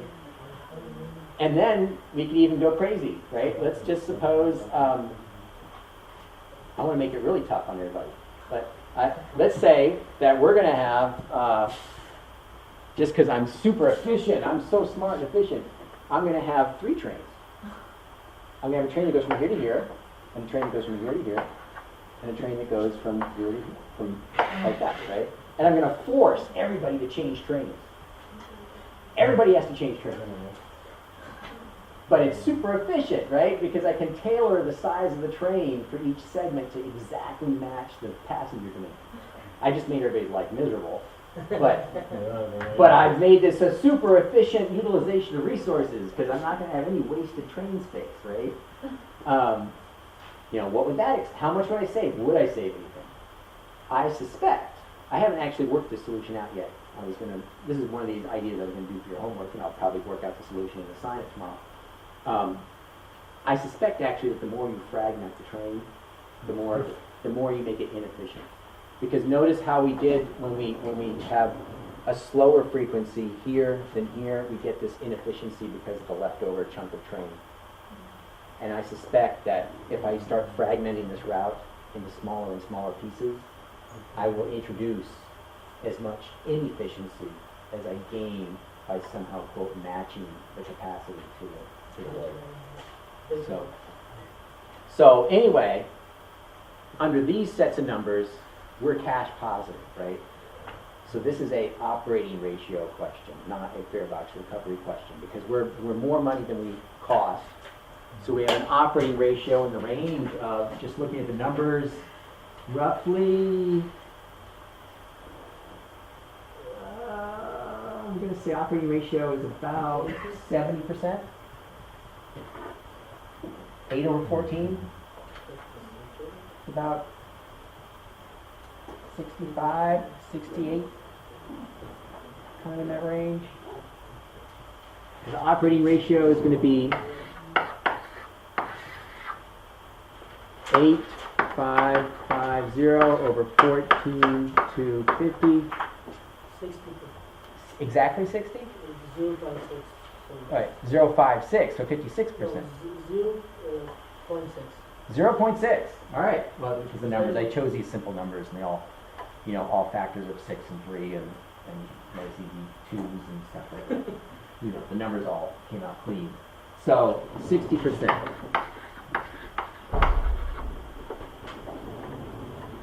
Yeah. Sure, that seems too easy. All right. What a chance. Who would have thunk it? I wasn't shooting for a nice clean number like that. It just happened to work out that way. So 60% operating ratio. Sorry. Question? I'm sorry. So in the US, it's good. Oh, it'd be fantastic. Yeah. Although a Canadian national is really nipping at the heels on this. Canadian national is starting to push to break the 60% rate. They're looking at 59, 58. They're making some serious money. Really serious money. But they really know how to squeeze a turnip. They just there's no air left in the budget anywhere. Nothing. So last question, and we're done. So basically, I'm going to create a homework assignment. I'm going to distribute it tomorrow, and it's basically this, more of this kind of stuff. A train run. Yes, Alice. In the rent, we only rent one train, but it's not sufficient to afford the money. That was going to be my roundup question. That's my final roundup question, right? So we did this at a really basic level, right? We didn't dig deeper into the information, right? At the 20-minute frequency, is this feasible? Is this feasible? Why?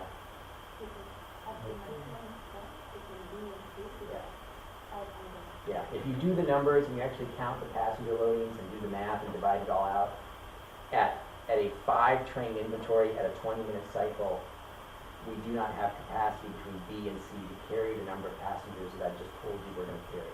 So actually, that 60% can't happen. We would have to go to the 10-minute cycle. If we go to the 10-minute cycle, we double the amount of trains, and then your capacity problem is fixed. And that would be another homework question, right? So I have A, B, C, and D, and I'd say, oh, try this one, oh, try this one, oh, try this one. So we can either go to the 10-minute cycle, or we do the double. We double it up. We do the Oreo cookie, double stuff. You get two trains coupled together, and now we've doubled our capacity. Now, the question would be, is it better that we have the double train running every 20 minutes, or should we have the single train running every 10 minutes? Now, I know the double train running every 20 minutes is going to be cheaper than the single train running every 10 minutes, but how much cheaper? And how much am I inconveniencing the customer? How much more would I have to pay to give them the luxury of a 10-minute cycle instead of a 20-minute cycle? These are the kinds of decisions that public transit agencies face all the time, right? So on the one hand, they get a budget crunch.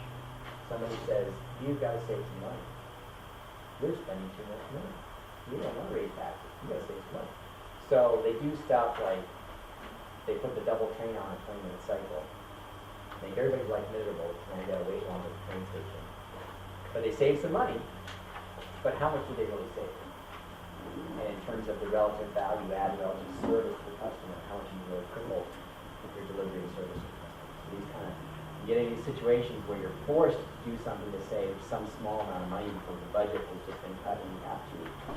But very often it might be the case that that amount of money you save relative to really the inconvenience and the disruption you cause your customer can be really out of balance. And that's unfortunate. It's just the reality in public service, in government service, this kind of thing. So I'll let you go. We'll quit. I did not get to discussing the readings. I would like to discuss those next week. So do please take a look at the readings on the San Joaquins.